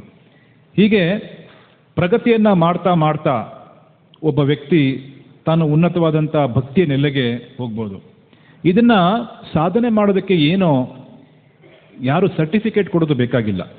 ಅಕಸ್ಮಾತಾಗಿ ಇದು ನಮಗೆ ಎಲ್ಲ ನಡೀತಾ ಇದೆ, ಭಕ್ತಿ ಸೇವೆಯಲ್ಲಿ ನಾವು ಉತ್ತಮ ಆಗ್ತಾ ಇದ್ದೀವಿ ಅಂತ ನಾವು ತಿಳ್ಕೊಳ್ಳೋದು ಹೇಗೆ? ಕೆಲವರು ಪ್ರಶ್ನೆ ಮಾಡ್ಬೋದು, ಪ್ರಭು ನಾನು ಬಹಳ ವರ್ಷಗಳಿಂದ ಕೃಷ್ಣ ಭಕ್ತಿಗೆ ಬರ್ತಾ ಇದ್ದೀನಿ, ನನ್ನಲ್ಲಿ ಏನು ಬದಲಾವಣೆ ಆಗ್ತಾ ಇದೆ ನನಗೆ ಗೊತ್ತಾಗ್ತಾ ಇಲ್ಲ, ಹೇಗೆ ಇದು ನಾನು ಅರ್ಥ ಮಾಡ್ಕೊಳ್ಳಿ? What is the meter to measure it? ಇದನ್ನು ಅಳತೆ ಮಾಡೋದಕ್ಕೆ ಏನಾದರೂ ಮಾಪನ ಇದೆಯಾ ಅಂತ. ಆ ರೀತಿ ಯಾವುದು ಮಾಪನ ಇಲ್ಲ. ಶ್ರೀಮದ್ ಭಾಗವತಮಲ್ಲಿ ಹೇಳ್ತಾರೆ, ಒಬ್ಬ ಬಾಯಾರಿಕೆ ಆದವನು ನೀರು ಕುಡಿದ್ರೆ ತನಗೇನಾಗ್ತಾ ಇದೆ? ಸಂತೃಪ್ತಿ ಆಗ್ತಾ ಇದೆಯಾ? ಹಸಿದೇ ಇರೋವನು ಊಟ ಮಾಡಿದಾಗ ಸಂತೃಪ್ತಿ ಆಗ್ತಾ ಇದೆಯಾ? ಸಂತೃಪ್ತಿ ಆದಮೇಲೆ ಅವ್ರಿಗೆ ಯಾರೋ ಸರ್ಟಿಫಿಕೇಟ್ ಕೊಡಬೇಕಾ? ಏನು ಬೇಕಾಗಿಲ್ಲ, ಅವ್ರಿಗೆ ಅರ್ಥ ಆಗುತ್ತೆ. ಅದಕ್ಕೆ ಹೇಳ್ತಾರೆ, ಭಕ್ತಿ ಪರೇಶಾನುಭವ ವಿರಕ್ತಿ ಅನ್ಯಸ್ತ ಯತ್ ಶಕ್ತ್ಯ ಕಾಲ ಪ್ರಪದ್ಯಮಾನ ಯಥಾ ಶ್ರುತಸ್ಯ ತುಷ್ಟಿ ಕ್ಷುತಪಾಯ ಅಂತ ಹೇಳ್ತಾರೆ. ಅಂದರೆ ಯಾವ ರೀತಿ ಒಬ್ಬ ವ್ಯಕ್ತಿ ಊಟ ಮಾಡ್ತಾ ಅವನಿಗೆ 3 ಬದಲಾವಣೆಗಳು ಆಗುತ್ತವೆ. ಹೊಟ್ಟೆ ಅಷ್ಟನ್ನು ಊಟ ಮಾಡಿದಾಗ 3 ಬದಲಾವಣೆ ಆಗುತ್ತೆ ಅಂತ ಹೇಳ್ತಾರೆ. ಮೊದಲನೇದಾಗಿ ಏನು? ತುಷ್ಟಿ ಅಂದರೆ ಹೊಟ್ಟೆ ಹಸಿವು ನೀಗ್ತಾ ಇದೆ, ತುಷ್ಟಿ ಮೊದಲನೇದಾಗಿ. ಎರಡನೇದಾಗಿ ಪುಷ್ಟಿ, ಶರೀರಕ್ಕೆ ಶಕ್ತಿ ಬರ್ತಾ ಇದೆ. ಅದಾದಮೇಲೆ ಸಂತೃಪ್ತಿ ಸಿಗ್ತಾ ಇದೆ. 3 ಆಗ್ತಾ ಇದೆ. ಆ ಪ್ರಕಾರನೇ ಕೃಷ್ಣ ಭಕ್ತಿಯಲ್ಲಿ ಯಾರು ಗಂಭೀರವಾಗಿ ಪರಿಗಣನೆ ಮಾಡಿ ಕೃಷ್ಣ ಭಕ್ತಿಯನ್ನು ಗಂಭೀರವಾಗಿ ಅಭ್ಯಾಸ ಮಾಡ್ತಾ ಇದ್ರೋ ಅವರಲ್ಲಿ ಕೂಡ ಈ ತುಷ್ಟಿ ಪುಷ್ಟಿ ಮತ್ತು ಸಮಾಧಾನಗಳು ಆಗುತ್ತೆ. ಭಕ್ತಿ ಪರೇಶಾನುಭವ ವಿರಕ್ತಿ ಅನ್ಯತ್ರ. ಅಂದರೆ ಒಂದು ಕಡೆಯಿಂದ ಭಕ್ತಿ ಜಾಸ್ತಿ ಆಗ್ತಾ ಇದ್ದಾಗ ಭೌತಿಕ ಜೀವನದಲ್ಲಿ ವಿರಕ್ತಿ ಸಹ ಬರ್ತಾ ಇರುತ್ತೆ, ವಿರಕ್ತಿ ಸಹ ಜಾಸ್ತಿ ಆಗ್ತಾ ಇರುತ್ತೆ. ಅಟ್ಯಾಚ್ಮೆಂಟ್ ಏನಾಗ್ತಾ ಇದೆ, ಕಡಿಮೆ ಆಗ್ತಾ ಇದೆ. ಸೊ ಇದೊಂದು ತಕ್ಕಡಿ ಇದ್ದ ಹಾಗೆ, ಒಂದು ತಕ್ಕಡಿಯಲ್ಲಿ ನೀವು ಒಂದು ಭಾರವಾಗಿರುವಂಥ ವಸ್ತು ಹಾಕಿದ್ರೆ ಇನ್ನೊಂದು ಏನಾಗ್ತಾ ಇದೆ, ಮೇಲೆ ಬರ್ತಾ ಇರ್ತದೆ. ಅದೇ ಪ್ರಕಾರನೇ ಭಕ್ತಿ ಪರೇಶಾನುಭವ, ಭಕ್ತಿಯನ್ನು ಅನುಭವ ಮಾಡ್ತಾ ಮಾಡ್ತಾ ವಿರಕ್ತಿ ಅನ್ಯಸ್ತ್ರ. ಭೌತಿಕ ಜಗತ್ತಲ್ಲಿ ಭೌತಿಕ ಜೀವನದ ಮೇಲೆ ನಮಗೇನಾಗ್ತಾ ಇದೆ, ವಿರಕ್ತಿ ಸಹ ಅಷ್ಟೇ ಪ್ರಮಾಣದಲ್ಲಿ ಜಾಸ್ತಿ ಆಗ್ತಾ ಇರುತ್ತೆ. ಸೊ ಇದು ಭಕ್ತಿಗೆ ಸಾಮಾನ್ಯವಾಗಿ ಎಲ್ಲರೂ ಅನುಭವ ಪಡುವಂಥದ್ದು ವಿಚಾರ. ಹಾಗಾಗಿ ಭಕ್ತಿ ಸೇವೆ ಮಾಡುವಾಗ ನಮ್ಗೆ ಯಾರೋ ಸರ್ಟಿಫಿಕೇಟ್ ಕೊಡೋದು ಬೇಕಾಗಿಲ್ಲ. ಚೈತನ್ಯ ಮಹಾಪ್ರಭು ಭಕ್ತಿ ಸೇವೆಯಲ್ಲಿ 24 ಗುಣಗಳು ಭಕ್ತರಿಗೆ ಬರುತ್ತೆ ಅಂತ ಹೇಳ್ತಾರೆ. 24 ಕ್ವಾಲಿಟೀಸ್. ಅದರಲ್ಲಿ ವಿಶೇಷವಾದಂಥ ಗುಣ ಅಂದರೆ ಕೃಷ್ಣೈಕ ಶರಣಂ. ಕೃಷ್ಣನಿಗೆ ಶರಣಗತಿ ತಗೊಳ್ಳೋದು ಬಹಳ ಪ್ರಮುಖವಾದಂಥ ಒಂದು ಗುಣ. ಆ ಗುಣವನ್ನು ಪಡ್ಕೊಳ್ಳಿಲ್ಲ ಅಂತ ಹೇಳಿದ್ರೆ ಬೇರೆ ಇನ್ಯಾವುದು ಗುಣಗಳು ಮುಂದುವರೆದು ಬರೋದಿಲ್ಲ. ಮೊದಲನೇದಾಗೇನು, ಕೃಷ್ಣೈಕ ಶರಣಂ, ಕೃಷ್ಣನಿಗೆ ಶರಣಗತಿ ಆಗಿದ್ದೀವಿ ಅನ್ನೋದು. ಶರಣಗತಿ ಅಂದರೆ ಏನು? What is sharanagati? ಯಾರಾದರೂ ಹೇಳ್ಬೋದಾ? What is ಶರಣಗತಿ?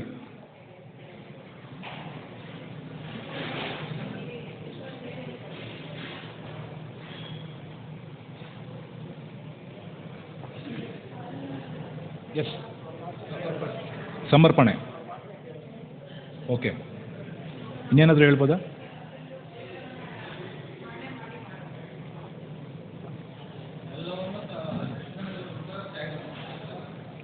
ಎಲ್ಲ ಸರಿಯಾಗಿದೆ, ಎಲ್ಲರೂ ಹೇಳಿದ ಸರಿಯಾಗಿದೆ.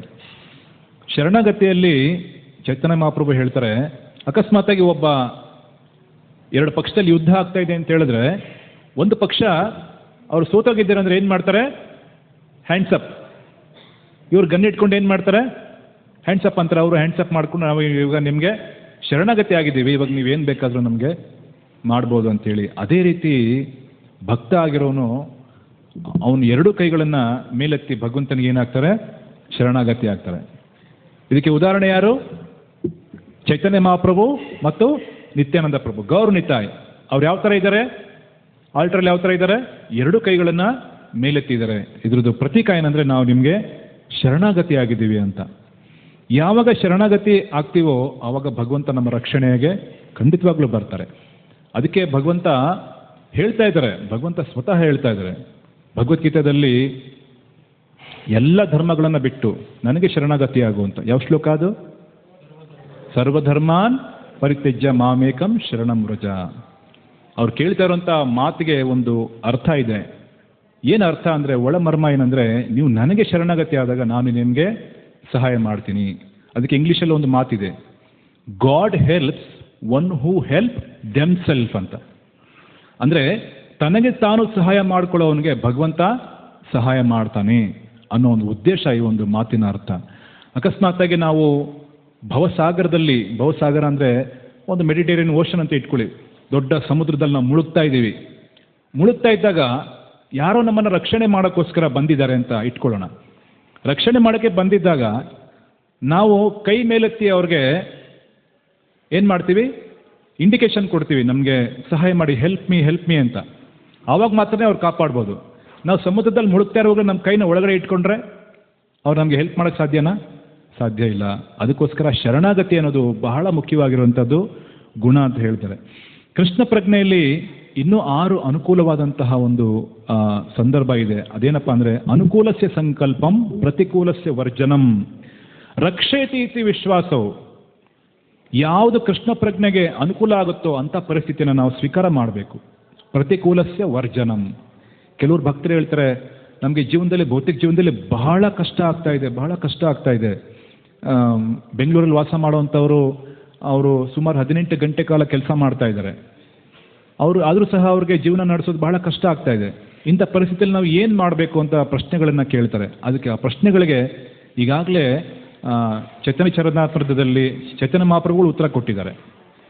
ಅನುಕೂಲಸ್ಯ ಸಂಕಲ್ಪಂ, ಯಾವುದೋ ಕೃಷ್ಣ ಭಕ್ತಿಗೆ ಅನುಕೂಲ ಆಗಿದೆ ಅದನ್ನು ಸ್ವೀಕಾರ ಮಾಡಿ. ಕೃಷ್ಣ ಪ್ರಜ್ಞೆಗೆ ಸಂಬಂಧಪಟ್ಟಿರೋದಕ್ಕೆ ಯಾವುದು ನಮಗೆ ಕಷ್ಟ ಆಗ್ತಾ ಇದೆಯೋ ಅದನ್ನು ಸ್ವಲ್ಪ ಅವಾಯ್ಡ್ ಮಾಡಿ, ವರ್ಜನೆ ಮಾಡಿ ಅಂತ ಹೇಳ್ತಾರೆ. ರಕ್ಷೇತೀತಿ ವಿಶ್ವಾಸವು, ಭಗವಂತ ನಮ್ಮನ್ನು ರಕ್ಷಣೆ ಮಾಡ್ತಾನೆ ಅನ್ನೋ ವಿಶ್ವಾಸವನ್ನು ನಾವು ಹೊಂದಿರಬೇಕು. ಗೋಪ್ತೃಪ್ತೆ ವರಾನಾಂ ತಥಾ ಆತ್ಮನಿಕ್ಷೇಪ ಕಾರ್ಪಣ್ಯೇ ಷಡ್ವಿಧ ಶರಣಾಗತಿ. ಈ ರೀತಿ 6 ಅಂಗಗಳೇನಿದೆ ಶರಣಾಗತಿದು ಲಕ್ಷಣ ಅಂತ ಹೇಳ್ತಾರೆ. ಕೃಷ್ಣ ಪ್ರಜ್ಞೆಗೆ ಅನುಕೂಲ ಆಗಿರೋದನ್ನ ಸ್ವೀಕಾರ ಮಾಡಬೇಕು, ಕೃಷ್ಣ ಪ್ರಜ್ಞೆಗೆ ಯಾವುದು ಅನುಕೂಲ ಆಗಿಲ್ವೋ ಅದನ್ನು ಬಿಡಬೇಕು. ಕೃಷ್ಣನನ್ನ ಸ್ವಾಮಿ ಅಂತ ನಾವು ಸ್ವೀಕಾರ ಮಾಡಬೇಕು. ಮೊದಲನೇದಾಗಿ ಸಂಪೂರ್ಣವಾಗಿ ಆತ್ಮಸಮರ್ಪಣೆ ಮಾಡಿಕೊಳ್ಳಬೇಕು, ಮತ್ತು ಅಂತಿಮವಾಗಿ ನಮ್ರತೆಯಿಂದ ಭಕ್ತಿ ಸೇವೆ ಮಾಡಬೇಕು ಅಂತ 6 ಲಕ್ಷಣಗಳನ್ನು, ಶರಣಾಗತಿಯ ಲಕ್ಷಣಗಳನ್ನು ಚೈತನ್ಯ ಮಹಾಪ್ರಭು ನಮಗೆ ಹೇಳ್ತಾ ಇದ್ದಾರೆ.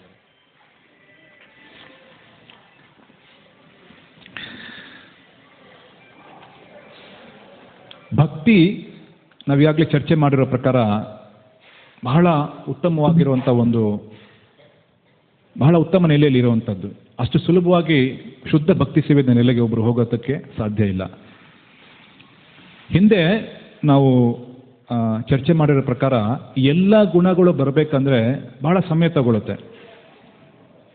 ಅನೇಕ ಆಚಾರ್ಯರು ಪರಂಪರಾಗತವಾಗಿ ಬಂದು ಕೃಷ್ಣ ಭಕ್ತಿಯನ್ನು ನಮಗೆ ಹೇಳ್ಕೊಡ್ತಾ ಇದ್ದಾರೆ. ಅದರಲ್ಲಿ ವಿಶೇಷವಾಗಿ ನಮ್ಮ ಮಧ್ವಗೋಡೆ ಸಂಪ್ರದಾಯ ಆಗಿರ್ಬೋದು, ನಮಗೆಲ್ಲರಿಗೂ ಗೊತ್ತಿರೋ ಪ್ರಕಾರ ಶ್ರೀ ಸಂಪ್ರದಾಯ ಅಂದರೆ ರಾಮಾನುಜಾಚಾರ್ಯರು ಅದರಲ್ಲಿ ಬರ್ತಾ ಇದ್ದಾರೆ.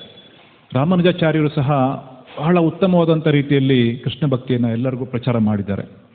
ರಾಮಾನುಜಾಚಾರ್ಯರ ಕಾಲದಲ್ಲಿ ಅವ್ರಿಗೆ ಅನೇಕ ಜನ ಶಿಷ್ಯರು ಇರ್ತಾ ಇದ್ರು. ಅದರಲ್ಲಿ ಪರಾಶರ ಭಟ್ಟ ಅಂತ ಒಬ್ಬರಿದ್ರು. ಪರಾಶರ ಭಟ್ಟ ಅವರು ಸಹ ಬಹಳ ಭಗವಂತನ ಶುದ್ಧ ಭಕ್ತರು. ಅವ್ರ ಹತ್ರ ಅಭ್ಯಾಸ ಮಾಡಲಿಕ್ಕೆ ಅನೇಕ ಶಿಷ್ಯರು ಸಹ ಅಲ್ಲಿ ಬರ್ತಾ ಇದ್ರು. ಅದರಲ್ಲಿ ಒಬ್ಬ ಶಿಷ್ಯ ಬಂದರು. ಅವ್ರು ಕೇಳ್ತಾರೆ, ಗುರುಗಳೇ, ಭಕ್ತ ಯಾರು? ನಿಜವಾದಂಥ ಭಕ್ತ ಯಾರು? Who is A devotee? ಯಾರು ಭಕ್ತ ಅಂತ ಅವ್ರು ಕೇಳ್ತಾರೆ. ಆಗ ಪರಾಶರ ಭಟ್ಟ ಅವ್ರು ಹೇಳ್ತಾರೆ, ನೋಡು, ಈ ಪ್ರಶ್ನೆಗೆ ನಾನು ಉತ್ತರ ಕೊಡಲ್ಲ. ನೀನು ತಿರುಮಲಗೆ ಹೋಗು. ತಿರುಮಲ ಅಂದರೆ ಬೆಟ್ಟದ ಮೇಲೆ ಯಾರಿದ್ದಾರೆ? ಬಾಲಾಜಿ, ಶ್ರೀನಿವಾಸ ಗೋವಿಂದ. ಅಲ್ಲಿಗೆ ಹೋಗು. ಅಲ್ಲಿ ಅನಂತಾಚಾರ್ಯ ಅಂತ ಒಬ್ಬರು ಆಚಾರ್ಯರು ಇರ್ತಾರೆ. ಅವ್ರ ಹತ್ರ ಹೋಗಿ ನೀನು ಪ್ರಶ್ನೆ ಮಾಡು, ನಿನ್ನ ಪ್ರಶ್ನೆ ಕೇಳು, ಅವ್ರು ನಿಮಗೆ ಉತ್ತರ ಕೊಡ್ತಾರೆ ಅಂತ. ಅನಂತಾಚಾರ್ಯ ರಾಮಾನುಜಾಚಾರ್ಯರ ಶಿಷ್ಯರು ತಿರುಪತಿಯಲ್ಲಿ ಅವ್ರಿಗೆ ಒಂದು ಸೇವೆಯನ್ನು ಕೊಟ್ಟಾಗ ಬಹಳ ಆನಂದವಾಗಿ ಸ್ವೀಕಾರ ಮಾಡಿದ್ರು. ಇವಾಗ ನಾವೆಲ್ಲ ತಿರುಪತಿಗೆ ಹೋಗ್ತಾ ಇದ್ದೀವಿ, ದೊಡ್ಡ ದೊಡ್ಡ ರಸ್ತೆ ಇದೆ, ಹತ್ತಕ್ಕೊಂದು ರಸ್ತೆ, ಇಳಿಯೋಕ್ಕೊಂದು ರಸ್ತೆ, ಅಲ್ಲಿ ಚೆನ್ನಾಗಿರೋ ರೂಮ್ಗಳೆಲ್ಲ ವ್ಯವಸ್ಥೆ ಇದೆ, ದರ್ಶನ ಮಾಡ್ತೀವಿ, ಲಡ್ಡು ತಿಂತೀವಿ, ಪ್ರಸಾದ ತಿಂತೀವಿ, ಇಷ್ಟೆಲ್ಲ ಫೆಸಿಲಿಟಿಗಳನ್ನು ನಾವು ನೋಡಿಕೊಂಡು ಬರ್ತೀವಿ, ದರ್ಶನ ಮಾಡ್ಕೊಂಡು ಬರ್ತೀವಿ. ಆದರೆ ಆಗಿನ ಕಾಲದಲ್ಲಿ, ರಾಮಾನುಜಾಚಾರ್ಯರ ಕಾಲದಲ್ಲಿ ಆ ಒಂದು ದೇವಸ್ಥಾನಕ್ಕೆ ಹತ್ತಕ್ಕೆ ರಸ್ತೆ ಇಲ್ಲ. ಬೆಟ್ಟ ಹತ್ಕೊಂಡು ಹೋಗ್ಬೇಕಾಗಿತ್ತು. ಮೆಟ್ಲು ಇರಲಿಲ್ಲ, ಕಚ್ಚಾ ರೋಡ್ ಇತ್ತು ಅವಾಗ, ಅದನ್ನು ಹತ್ಕೊಂಡು ಹೋಗ್ಬೇಕಾಗಿತ್ತು. ಆ ಮಂದಿರ ಸುತ್ತನೋ ಪೊದೆಗಳಿತ್ತು, ಎಲ್ಲಿದೆ ದೇವಸ್ಥಾನ ಅಂತಲೇ ಗೊತ್ತಾಗ್ತಾ ಇರಲಿಲ್ಲ. ಅಷ್ಟು ಕಷ್ಟದ ಪರಿಸ್ಥಿತಿಯಲ್ಲಿ ಅಲ್ಲಿ ಭಗವಂತನಿಗೆ ಎಲ್ಲ ಕೈಂಕರ್ಯಗಳು ನಡೀತಾ ಇತ್ತು. ಕೆಲವರು ಭಕ್ತರು ಮಾತ್ರ ಅಲ್ಲಿ ವಾಸ ಮಾಡ್ತಾ ಇದ್ರು. ಆಗ ರಾಮಾನುಜಾಚಾರ್ಯರು ಒಂದ್ಸರಿ ಪ್ರವಚನ ಕೊಡ್ತಾ ತನ್ನ ಎಲ್ಲ ಶಿಷ್ಯರು ಕೇಳ್ತಾರೆ, ಯಾರಾದರೂ ಒಬ್ಬರು ನಿಮ್ಮಲ್ಲಿ ತಿರುಮಲಗೆ ಹೋಗಿ ಅಲ್ಲಿ ಶ್ರೀನಿವಾಸನ ಸೇವೆ ಯಾವ ರೀತಿ ಮಾಡಬೇಕು ಅಂದರೆ, ಅಲ್ಲಿ ಪುಷ್ಪಗಳನ್ನು ಬೆಳೆದು ಹೂವಿನ ತೋಟ ಮಾಡಿ, ಆ ಹೂವುಗಳಿಂದ ಬಂದಂಥ ಹೂಗಳಿಂದ ಮಾಲೆ ಮಾಡಿ ಶ್ರೀನಿವಾಸ ಗೋವಿಂದನಿಗೆ ನೀವು ಹಾಕಬೇಕು ಅಂತ ಹೇಳಿ ಅವರು ಹೇಳ್ತಾರೆ. ಆದರೆ ಯಾರು ಮುಂದೆ ಬರೋದಿಲ್ಲ, ಯಾರು ಕೈ ಎತ್ತಲ್ಲ. ಆಗ ಅನಂತಾಚಾರ್ಯ ಅವರು ಕೈ ಎತ್ತಾರೆ, ನಾನು ಹೋಗ್ತೀನಿ, ನನಗೆ ಆ ಸೇವೆ ಬಹಳ ಇಷ್ಟ ಅಂತ. ಬೇರೆಯವ್ರಿಗೆಲ್ಲನೂ ಏನೋ ನಾವು ಗುರುಗಳನ್ನ ಬಿಟ್ಟು ಹೋಗ್ಬೇಕಲ್ಲ ಅಂತ, ಗುರುಗಳ ಜೊತೆ ಇರಬೇಕು ಅಂತ. ಆದರೆ ಅನಂತಾಚಾರ್ಯ ಹಾಗಿಲ್ಲ. ಅವರು ಗುರುಗಳು ಏನು ಆದೇಶ ಕೊಟ್ಟರು ಅದನ್ನು ನಾನು ಪಾಲನೆ ಮಾಡ್ತೀನಿ. ಗುರುಗಳ ಆದೇಶವನ್ನು ಪಾಲನೆ ಮಾಡೋದೇ ನಿಜವಾದ ಭಕ್ತಿ ಸೇವೆ ಅಂತೇಳಿ, ಗುರು ಸೇವೆ ಅಂತೇಳಿ ಅವ್ರು ಏನು ಮಾಡಿದ್ರು, ಅದನ್ನು ಸ್ವೀಕಾರ ಮಾಡಿ ತಿರುಪತಿಗೆ ಹೋದರು. ಅಲ್ಲಿ ಸುಂದರವಾದಂಥ ಒಂದು ಹೂವಿನ ತೋಟವನ್ನು ಮಾಡಿ, ಅದಕ್ಕೆ ದಿನಾ ನೀರು ಹಾಕಿ, ಅಲ್ಲಿ ಬಂದಂಥ ಪುಷ್ಪಗಳನ್ನು ಸುಂದರವಾದಂಥ ಮಾಲೆಗಳನ್ನು ಮಾಡಿ ಶ್ರೀನಿವಾಸ ಗೋವಿಂದನಿಗೆ ಅರ್ಪಣೆ ಮಾಡ್ತಾ ಅವರು ಸೇವೆಯನ್ನು ಮಾಡ್ತಾಯಿದ್ರು. ಅಲ್ಲಿಗೆ ಈ ಪರಾಶರ ಭಟ್ಟರ ಶಿಷ್ಯ ಹೋಗ್ತಾರೆ. ಹೋಗಿ ಕೇಳ್ತಾರೆ, ನಾನು ಈ ರೀತಿ ಪರಾಶರ ಭಟ್ಟರ ಶಿಷ್ಯ, ನನಗೆ ಒಂದು ಪ್ರಶ್ನೆ ಇದೆ, ನನ್ನ ಗುರುಗಳು ನಿಮ್ಮ ಹತ್ರ ಕಳಿಸಿದ್ದಾರೆ ಕೇಳಲಿಕ್ಕೆ. ಸರ್, ಏನು ಪ್ರಶ್ನೆ? ಭಕ್ತ ಯಾರು? Who is A devotee? ಅದಕ್ಕೆ ಅನಂತಾಚಾರ್ಯ ಏನು ಉತ್ತರ ಕೊಡಲಿಲ್ಲ, ಒಂದು ಶಬ್ದನ ಮಾತಾಡಲಿಲ್ಲ. ಆಗ ಇವ್ರಿಗೆ ಬಹಳ ಆಶ್ಚರ್ಯ ಆಯಿತು, ಏನು ನಾನು ಪ್ರಶ್ನೆ ಕೇಳ್ತಾ ಇದ್ರೆ ಇವರು ಉತ್ತರ ಕೊಡ್ತಾ ಇಲ್ವಲ್ಲ, ಯಾಕೆ ಅಂತೇಳಿ ಅವ್ರಿಗೆ ಮನಸ್ಸಲ್ಲಿ ಅನೇಕ ವಿಚಾರಗಳು ಬರ್ತಾ ಇತ್ತು. ಒಂದು ವಿಚಾರ ಅವ್ರು ಮಾಡಿದ್ರು, ಅವ್ರು ಉತ್ತರ ಕೊಟ್ಟರೆ ಈ ಉತ್ತರವನ್ನು ಸ್ವೀಕಾರ ಮಾಡಲಿಕ್ಕೆ ನನ್ನ ಮನಸ್ಸು ಮತ್ತು ಹೃದಯ ಇನ್ನೂ ಪರಿಶುದ್ಧ ಆಗಿರಬಹುದು, ಹಾಗಾಗಿ ನಾನು ಸ್ವಲ್ಪ ದಿನ ಕಾಯ್ತೀನಿ ಅಂಥೇಳಿ ಅವರು ಸ್ವಲ್ಪ ದಿನ ಅನಂತಾಚಾರ್ಯರ ಜೊತೆಲೇ ಸೇವೆ ಮಾಡಿಕೊಂಡು ಕಾಲ ಕಳೀತಾ ಇದ್ರು. ನೋಡಿ, ಇದು ಬಹಳ ಒಳ್ಳೆಯದು ಲಕ್ಷಣ. ನಾವು ಏನೋ ಒಂದು ಪ್ರಶ್ನೆ ಕೇಳಿದ್ದೀವಿ, ತಕ್ಷಣ ಆ ಪ್ರಶ್ನೆಗೆ ಉತ್ತರ ಪಡ್ಕೋಬೇಕು ಅನ್ನೋ ಹಂಬಲ ನಮ್ಮಲ್ಲಿರುತ್ತೆ. ಆದರೆ ಗುರುಗಳಿಗೆ ಗೊತ್ತು ಇವರು ಯಾವಾಗ ಆ ಪ್ರಶ್ನೆಗೆ ಉತ್ತರ ಕೊಟ್ಟರೆ ಅದನ್ನು ಜೀರ್ಣ ಮಾಡ್ಕೋಬೋದು, ಅರ್ಥ ಮಾಡ್ಕೋಬೋದು ಅಂತ.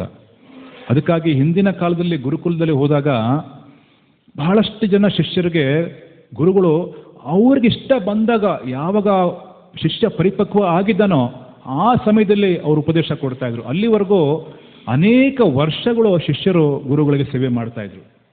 ಇದು ಗುರು ಶಿಷ್ಯ ಪರಂಪರೆದು ಸಿಸ್ಟಮ್. ಆದರೆ ಇವತ್ತೇನಾಗಿದೆ, ನಾವು ಶಾಲಾ ಕಾಲೇಜಲ್ಲಿ ನೋಡ್ತಾ ಇದ್ದೀವಿ, ವೆಸ್ಟರ್ನ್ ಕಲ್ಚರಲ್ಲಿ ಬಂದೂಕ್ ತೊಗೊಂಡೋಗಿ ಮಾಸ್ತರ್ನ ಶೂಟ್ ಮಾಡ್ತಾರೆ. ಈ ಥರ ಪರಿಸ್ಥಿತಿಯಲ್ಲಿ ನಾವಿದ್ದೀವಿ. ಆದರೆ ಆಗಿನ ಕಾಲದಲ್ಲಿ ಅಷ್ಟು ಶ್ರದ್ಧೆಯಿಂದ ಅವರು ಗುರುಗಳ ಒಂದು ಮಾತನ್ನು ಕೇಳ್ತಾ ಇದ್ರು, ತಾಳ್ಮೆಯಿಂದ ಕಾಯ್ತಾ ಇದ್ರು. ಆ ರೀತಿ ಈ ಇವರು ಶಿಷ್ಯರು ಸಹ ಬಹಳ ಪರಾಶರ ಭಟ್ಟರ ಶಿಷ್ಯ ಬಹಳ ತಾಳ್ಮೆಯಿಂದ ಕಾಯ್ತಾ ಇದ್ರು. ಒಂದ್ಸರಿ ಏನಾಯಿತು, ತಿರುಪತಿಯಲ್ಲಿ ತಿರುಮಲದಲ್ಲಿ ಬಹಳ ದೊಡ್ಡ ಉತ್ಸವ ನಡೀತು. ಆ ಉತ್ಸವದಲ್ಲಿ ಅನೇಕ ಭಕ್ತರು ವೈಷ್ಣವರೆಲ್ಲ ಭಾಗವಹಿಸಿದಾಗ ಬಹಳ ಉತ್ಸವ ಎಲ್ಲ ಬಹಳ ದೊಡ್ಡದಾಗಾಯಿತು. ವಿಜೃಂಭಣೆಯಿಂದ ಭಗವಂತನ ಉತ್ಸವ ಎಲ್ಲ ಆಯಿತು. ಆದಾಗ ಕೊನೆಗೆ ಉತ್ಸವದ ಕೊನೆಯಲ್ಲಿ ಏನಿರುತ್ತೆ, ಮಹಾಪ್ರಸಾದೆ ಗೋವಿಂದೆ. ಎಲ್ಲರೂ ಪ್ರಸಾದಕ್ಕೋಸ್ಕರ ಕೂತ್ಕೊಂಡಿದ್ರು, ಎಲ್ಲ ವೈಷ್ಣವರು. ಆ ಪಂಕ್ತಿಯಲ್ಲಿ ಪರಾಶರ ಮುನಿಗಳ ಶಿಷ್ಯ ಸಹ ಕೂತಿದ್ರು. ಅಲ್ಲಿಗೆ ಅನಂತಾಚಾರ್ಯ ಬಂದರು. ಅನಂತಾಚಾರ್ಯರು ಎಲ್ಲರಿಗೂ ಪ್ರಸಾದವನ್ನು ಹಂಚ್ತಾ ಇದ್ರು, ವಿತರಣೆ ಮಾಡ್ತಾ ಇದ್ರು. ಅವ್ರು ನೋಡ್ತಾರೆ, ಶಿಷ್ಯ ಇಲ್ಲಿ ಕೂತಿದ್ದಾನೆ. ಅವ್ರು ಹೇಳಿದ್ರು, ನೀನು ಎದ್ದೋಳಿ, ಈಗ ಎದ್ದು ಎಲ್ಲರಿಗೂ ಮೊದಲು ಪ್ರಸಾದವನ್ನು ವಿತರಣೆ ಮಾಡು, ಆಮೇಲೆ ಪ್ರಸಾದ ತಗೋ ಅಂತ ಹೇಳಿದ್ರು. ತಕ್ಷಣ ಅವನೇನು ಮಾಡಿದೆ, ಎದ್ಬಿಟ್ಟು ಬಹಳ ಉತ್ಸಾಹದಿಂದ ಎಲ್ಲರಿಗೂ ಪ್ರಸಾದವನ್ನು ವಿತರಣೆ ಮಾಡಿ ಕೊನೆಯಲ್ಲಿ ಅವನು ಕೂತ್ಕೊಂಡು ಪ್ರಸಾದವನ್ನು ತಗೊಂಡ. ಆಗ ಅನಂತಾಚಾರ್ಯರಿಗೆ ಬಹಳ ಸಂತೃಪ್ತಿ ಆಯಿತು. ಈ ಒಂದು ಕೆಲಸವನ್ನು ನೋಡಿ ಬಹಳ ಸಂತೃಪ್ತಿ ಆಯಿತು, ಸೇವೆ ನೋಡಿ. ಆಗ ಅವ್ರು ಕರೆದ್ರು, ಬಾ ಇವಾಗ ನೀನು, ನಿಂದೇನೋ ಪ್ರಶ್ನೆ ಇತ್ತಲ್ಲ, ಏನು? ಅವರು ಕೈ ಮುಗಿದು ಕೇಳ್ತಾ ಇದ್ದಾರೆ. ನನ್ನ ಪ್ರಶ್ನೆ ಇದೇನೆ, ಭಕ್ತ ಯಾರು? Who is A devotee? ಆಗ ಅನಂತಾಚಾರ್ಯ ಹೇಳ್ತಾರೆ, ಭಕ್ತ ಅಂದರೆ ಅವನು ಒಂದು ಸಾರಸ ಪಕ್ಷಿ, ಅಂದರೆ ಕೊಕ್ಕರೆ ಥರ ಇರ್ತಾನೆ, ಒಂದು ಕೋಳಿ ಥರ ಇರ್ತಾನೆ, ಮತ್ತೆ ಉಪ್ಪಿನ ಹಾಗಿರ್ತಾನೆ, ಮತ್ತೆ ನಿನ್ನ ಹಾಗಿರ್ತಾನೆ ಅಂತ. ಇವ್ರಿಗೆ ಬಹಳ ಆಶ್ಚರ್ಯ ಆಯಿತು. ಏನು ಇದೆಲ್ಲ ಹೇಳಿದ್ರಲ್ಲ, ಕೊಕ್ಕರೆ, ಕೋಳಿ, ಉಪ್ಪು ಮತ್ತು ನಾನು, ಹೇಗೆ? ಇನ್ನೂ ಹೆಚ್ಚಿನ ಡೀಟೇಲ್ ಕೇಳಿದಾಗ ಅವರು ಹೇಳಲಿಲ್ಲ. ಮತ್ತೆ ಉತ್ಸವ ಎಲ್ಲ ಆಯಿತು, ಅವ್ರ ಯಾತ್ರೆ ಎಲ್ಲ ಮುಗೀತು. ಮತ್ತೆ ಪರಾಶರ ಭಟ್ರ ಹತ್ರ ವಾಪಸ್ ಬಂದರು, ತನ್ನ ಗುರುಗಳ ಹತ್ರ ಕೇಳ್ತಾ ಇದ್ದಾರೆ. ಗುರುಗಳು ಕೇಳಿದ್ರು, ನಿನ್ನ ಪ್ರಶ್ನೆಗೆ ಉತ್ತರ ಕೊಟ್ರಾ ಅಂತ. ಉತ್ತರ ಏನೋ ಕೊಟ್ಟರು, ಆದರೆ ನನಗೆ ಅದು ಅರ್ಥ ಆಗಲಿಲ್ಲ ಆಚಾರ್ಯ, ನೀವು ಸ್ವಲ್ಪ ಬಿಡಿಸಿ ಹೇಳಿ ಅಂತ. ಏನು ಕೇಳಿದೆ ಪ್ರಶ್ನೆ? ನಾನು ಹೇಳಿದೆ ಭಕ್ತ ಅಂದರೆ ಯಾರು ಅಂತ. ಅವರು ಅದಕ್ಕೆ ಒಂದು ಸರಸ ಪಕ್ಷಿ, ಒಂದು ಕೊಕ್ಕರೆ, ಕೋಳಿ ಮತ್ತು ಉಪ್ಪು ಮತ್ತು ನಾನು, ಅವನ ತನ್ನ ಕಡೆ ತೋರಿಸ್ಕೊಂಡೆ, ನಾನು ನಂತರ ಇರ್ತಾರೆ ಅಂತ ಹೇಳ್ತಾ ಇದ್ರು. ಪರಾಶರ ಭಟ್ರು ಸಹ ಬಹಳ ಉತ್ತಮವಾದಂಥ ಭಕ್ತರು. ಅವರು ಭಗವಂತನ ಶುದ್ಧ ಭಕ್ತರಾಗಿದ್ದರು. ಅವ್ರಿಗೆ ಗೊತ್ತಾಯಿತು ಅನಂತಾಚಾರ್ಯರು ಯಾವ ಭಾವನೆಯಲ್ಲಿ ಇದನ್ನು ಹೇಳಿದ್ದಾರೆ ಅಂತ ಅವ್ರಿಗೆ ಗೊತ್ತಾಯಿತು. ಆಗ ಅವರು ವಿವರಣೆ ಮಾಡಲಿಕ್ಕೆ ಪ್ರಾರಂಭ ಮಾಡ್ತಾರೆ. ನೋಡು, ಸಾರಸ ಪಕ್ಷಿ ಅಂದರೆ ಕೊಕ್ಕರೆ. ಕೊಕ್ಕರೆ ಏನು ಮಾಡುತ್ತೆ, ನೀರಲ್ಲಿ ಒಂಟಿ ಕಾಲಲ್ಲಿ ನಿಂತ್ಕೊಂಡು ನಿರೀಕ್ಷೆ ಮಾಡ್ತಾ ಇರುತ್ತೆ. ಆ ಒಂಟಿ ಕಾಲಲ್ಲಿ ಕೊಕ್ಕರೆ ನಿಂತ್ಕೊಂಡು ನಿರೀಕ್ಷೆ ಮಾಡ್ತಾ ಇದ್ದಾಗ ಸಾಕಷ್ಟು ಸಣ್ಣ ಸಣ್ಣ ಮೀನುಗಳಲ್ಲಿ ಹೋಗ್ತಾ ಇರ್ತವೆ ನೀರಲ್ಲಿ. ಅದನ್ನ ಯಾವುದನ್ನು ಅದು ಮುಟ್ಟಲ್ಲ. ಯಾವಾಗ ದೊಡ್ಡ ಮೀನು ಬರುತ್ತೋ ಆವಾಗ ಅದನ್ನು ತಗೊಂಡು ತಿನ್ನುತ್ತೆ. ಅಂದರೆ ಇದೇನು, ಇದ್ರದ್ದು ಹಿನ್ನೆಲೆ ಏನು? ಭಕ್ತರೇನಾದರೂ ಆ ಥರ ಮೀನು ತಿನ್ನೋರ ಅಲ್ಲ. ಅದ್ರದ್ದು ಒಳ ಅರ್ಥ ಏನಂದರೆ, ಸಣ್ಣ ಪುಟ್ಟ ಅಂದರೆ ನಾವು ಭಕ್ತರು ಸಮಾಜದಲ್ಲಿ ಬೇಕಾದಷ್ಟು ಪರಿಸ್ಥಿತಿಗಳಲ್ಲಿ ಬರ್ತೀವಿ. ಎಲ್ಲರೂ ನಮಗೆ ಬೇಕಾದಷ್ಟು ಉಪದೇಶಗಳನ್ನೆಲ್ಲ ಮಾಡ್ತಾ ಇರ್ತಾರೆ. ಆದರೆ ನಾವು ಅದನ್ನೆಲ್ಲ ಕೇಳಿಸ್ಕೊಳ್ಳಲ್ಲ. ಬೇಕಾದಷ್ಟು ಇನ್ಪುಟ್ ಬರುತ್ತೆ. ಇವತ್ತು ನೀವು ಸೋಷಿಯಲ್ ಮೀಡಿಯಾ ಓಪನ್ ಮಾಡಿ, ಇನ್ನೊಂದು ಕಡೆ ನೋಡಿ, ಬೇಕಾದಷ್ಟು ಇನ್ಪುಟ್ಸ್ ನಿಮಗೆ ಬರ್ತಾ ಇರುತ್ತೆ. ಆದರೆ ಅದನ್ನೆಲ್ಲ ಭಕ್ತರು ತಗೊಳ್ಳಲ್ಲ. ಯಾರು ಶುದ್ಧ ಭಕ್ತರು ಕೊಟ್ಟಂಥ ಆದೇಶಗಳನ್ನು ನಮ್ಮ ಜೀವನದಲ್ಲಿ ಭಕ್ತಿ ಸಾಧನೆಗೆ ಉತ್ತಮವಾಗುವಂತಹ ವಿಚಾರಗಳನ್ನು ಮಾತ್ರ ಅವ್ರು ತಗೋತಾರೆ, ಹೊರತು ಇನ್ಯಾವುದು ಅವರು ತಗೊಳ್ಳೋದಿಲ್ಲ. ಹಾಗಾಗಿ ಕೊಕ್ಕರೆದು ಉದಾಹರಣೆ ಭಕ್ತರ ಸಾನ್ನಿಧ್ಯದಲ್ಲಿ ಹೀಗೆ ಅದು ಸಿದ್ಧ ಆಗುತ್ತೆ. ಜೊತೆಲಿ ಸಾರಸ ಪಕ್ಷಿ ಕೊಕ್ಕರೆ ಏನು ಶ್ವೇತವರ್ಣದಲ್ಲಿರುತ್ತೆ, ಅಂದರೆ ಪರಿಶುದ್ಧವಾಗಿರುತ್ತೆ. ಭಕ್ತರು ಸಹ ಪರಿಶುದ್ಧವಾಗಿರ್ತಾರೆ ಅನ್ನೋದು ಇದರದ್ದು ಸಾರ. ಮತ್ತು ಕೋಳಿದೇನು ವಿಚಾರ ಅಂದರೆ, ಕೋಳಿ ನೋಡಿ, ಅದನ್ನು ತಗೊಂಡೋಗಿ ನೀವು ಕಸದಲ್ಲಿ ಬಿಟ್ಟರು ಸಹ, ಕಸದ ತಿಪ್ಪೆಯಲ್ಲಿ ಬಿಟ್ಟರು ಸಹ, ಅಲ್ಲೂ ಸಹ ಅದೇನು ಮಾಡುತ್ತೆ, ಧಾನ್ಯಗಳನ್ನ ಹುಡುಕಿ ಅದನ್ನು ತಿನ್ನುತ್ತೆ. ಧಾನ್ಯಗಳನ್ನು ಹುಡುಕಿ ತಿನ್ನುತ್ತೆ. ಆ ಧಾನ್ಯಗಳನ್ನು ತಗೊಂಡು ತನ್ನ ಮರಿಗಳಿಗೂ ಸಹ ತೊಗೊಂಡೋಗಿ ಕೊಡುತ್ತೆ. ಇದು ಬಹಳ ವಿಶೇಷವಾದಂಥ ಒಂದು ಗುಣ ಆ ಕೋಳಿಗಿದೆ. ಕಷ್ಟದಲ್ಲಿ ಸಹ ಧಾನ್ಯವನ್ನು ಹುಡುಕ್ಬೋದು.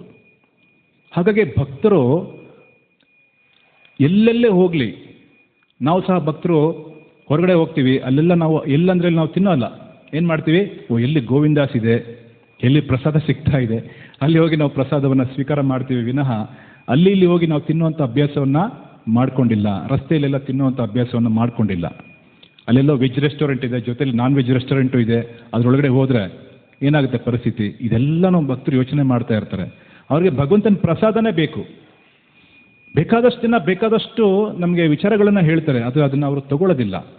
ಭಕ್ತರು ಎಲ್ಲರ ಜೊತೆ ಬೆರೆತರೂ ಸಹ ಅವ್ರ ಜೀವನಕ್ಕೆ ಏನು ಬೇಕೋ ಅದನ್ನು ಆರಿಸ್ಕೊಳ್ತಾರೆ. ತಮ್ಮ ಹೃದಯವನ್ನು ಅವ್ರೇನು ಮಾಡ್ತಾರೆ?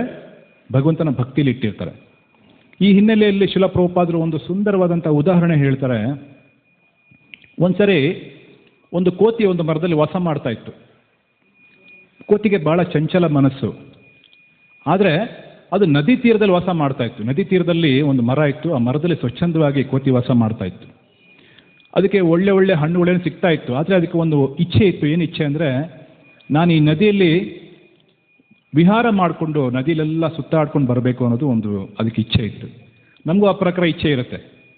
ನಮಗೆ ಭಕ್ತಿಲಿದ್ದರೂ ಕೂಡ ಹೊರಗಡೆ ಹೋಗಿ ಎಲ್ಲ ನೋಡ್ಕೊಂಡು ಬರಬೇಕು, ಮಾಲ್ಗೆ ಹೋಗಬೇಕು ಅನ್ನೋ ಇಚ್ಛೆ ಎಲ್ಲ ಇರ್ತಾವಲ್ಲ, ಇದೆಯಾ? ಆ ರೀತಿ ಆ ಕೋತಿಗೂ ಇಚ್ಛೆ ಬಂತು. ಆವಾಗ ನೀರಲ್ಲಿ ಒಂದು ಮೊಸಳೆ ಇತ್ತು. ಮೊಸಳೆ ಏನು ಮಾಡ್ತು? ಸೀದಾ ಮರದ ಹತ್ರ ಬಂತು. ಕೋತಿನ ನೋಡ್ತಾ ಇದೆ. ಕೋತಿ ಚೆನ್ನಾಗಿದೆ, ತಿಂದರೆ ಚೆನ್ನಾಗಿರುತ್ತೆ ಅಂತೇಳಿ ಹತ್ತಿರ ಹೋಯಿತು. ಕೋತಿ ಮನಸ್ಸಲ್ಲಿರೋದು ಇಚ್ಛೆನ ಈ ಮೊಸಳೆ ಅರ್ಥ ಮಾಡ್ಕೊಂತು.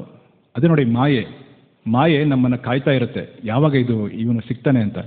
ಆ ಪ್ರಕಾರನೇ ಮೊಸಳೆ ಕೇಳ್ತಾ ಇದೆ ಕೋತಿನ, ನಾನೊಂದು ರೌಂಡ್ ಹಾಕ್ಸ್ಕೊಂಡು ಬರ್ತೀಯಾ? ನನ್ನ ಮೇಲೆ ಕೂತ್ಕೋ, ಎಲ್ಲ ಸುತ್ತಾಡ್ಕೊಂಡು ಬಂದು ನಿನಗೆ ಮರದ ಹತ್ರ ಇಳಿಸ್ತೀನಿ ಅಂತ. ಕೋತಿಗೆ ಆಸೆ ಆಯಿತು. ಅದು ಎಲ್ಲಿ ಯಾವುದ್ರ ಮೇಲೆ ಕೂತ್ಕೊತಾ ಇರೋದು? ಮೊಸಳೆ ಮೇಲೆ. ಅದಕ್ಕೇನು ಇದಿಲ್ಲ. ಹಂಗೆ ನಾವು ಇಂದ್ರಿಯ ತೃಪ್ತಿದು ವಿಚಾರಕ್ಕೆ ಮನಸ್ಸು ಹೋದಾಗ ನಾವು ಏನು ಬೇಕಾದ್ರೂ ಮಾಡೋಕ್ಕೆ ರೆಡಿ ಆಗಿಬಿಡ್ತೀವಿ. ಕೋತಿ ಸೀದಾ ಮೊಸಳೆ ಬೆನ್ನ ಮೇಲೆ ಕೂತ್ಕೊಂತು. ಮೊಸಳೆ ಏನು ಮಾಡ್ತು? ನಿಧಾನವಾಗಿ ನದಿ ಮಧ್ಯಕ್ಕೆ ಹೋಯ್ತು. ಆಹಾ, ಅವಾಗ ಹೇಳ್ತು, ಮಹಾಪ್ರಸಾದೇ ಗೋವಿಂದೆ ಅಂತ. ಭಾಳ ಒಳ್ಳೆ ಊಟ ಸಿಕ್ಕಿದೆ ಇವತ್ತು. ನೀರು ಒಳಗಡೆ ನನ್ನ ಹೆಂಡತಿ ಇದ್ದಾಳೆ, ಹೆಣ್ಣು ಮೊಸಳೆ ನನ್ನ ಹೆಂಡತಿ ಇದ್ದಾಳೆ. ಅವಳಿಗೆ ಕೋತಿದು ಹೃದಯ ಅಂದರೆ ಬಹಳ ಇಷ್ಟ. ತೊಗೊಂಡೋಗಿ ಇವತ್ತು ಕೊಟ್ಟರೆ ಚೆನ್ನಾಗಿ ಎಂಜಾಯ್ ಮಾಡ್ಕೊಂಡು ತಿಂತಾಳೆ, ಒಳ್ಳೆ ಫೀಸ್ಟ್ ನಮಗೆ ಅಂತು. ಕೋತಿನೂ ಸಹ ಭಾಳ ಬುದ್ಧಿವಂತ ಕೋತಿನೇ. ಅದೇನು ಮಾಡ್ತು? ನಗ್ತಾ ಇತ್ತು. ಆಹಾ ಅಂತ ನಗ್ತಾ ಇತ್ತು. ಆಗ ಮೊಸಳೆ ಕೇಳ್ತು, ಇನ್ನೇನು ಸಾಯಕ್ಕೆ ಹೋಗ್ತಾ ಇದೆ, ಇವಾಗ ನಗ್ತಾ ಇದೆಯಲ್ಲ ಯಾಕೆ ಅಂತ.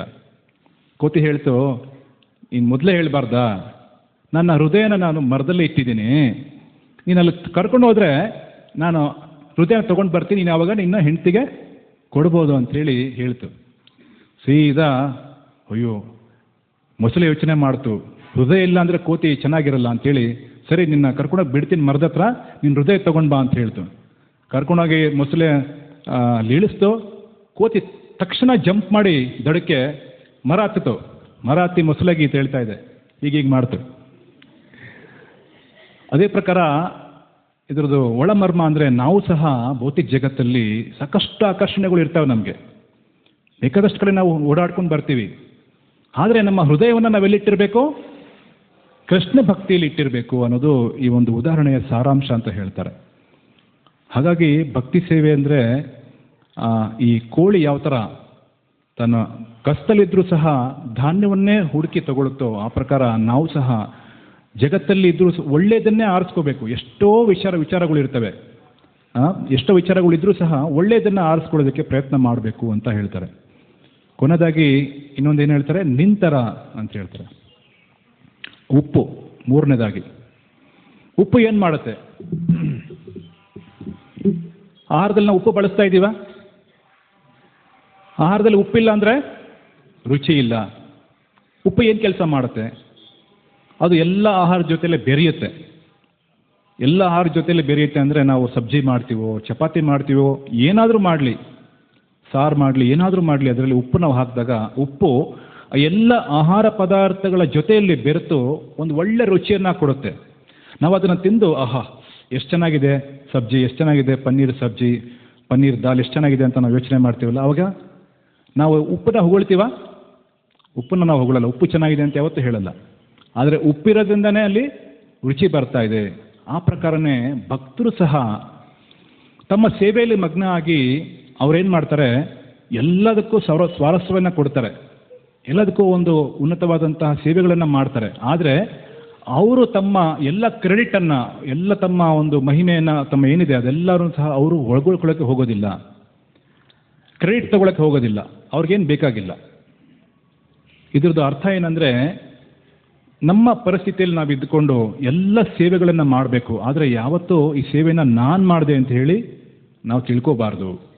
ಭಗವಂತನ ಕೃಪೆಯಿಂದ ಎಲ್ಲ ನಡೀತಾ ಇದೆ ಅಂತ ತಿಳ್ಕೊಳ್ಳೋನೇ ನಿಜವಾಗ್ಲೂ ಭಕ್ತ ಅಂತ ಹೇಳ್ತಾರೆ. ಅಂದರೆ ಉಪ್ಪು ಕಡಿಮೆ ಆದ್ರೂ ಆಹಾರ ರುಚಿ ಇರಲ್ಲ, ಜಾಸ್ತಿ ಆದ್ರೂ ರುಚಿ ಇರೋದಿಲ್ಲ.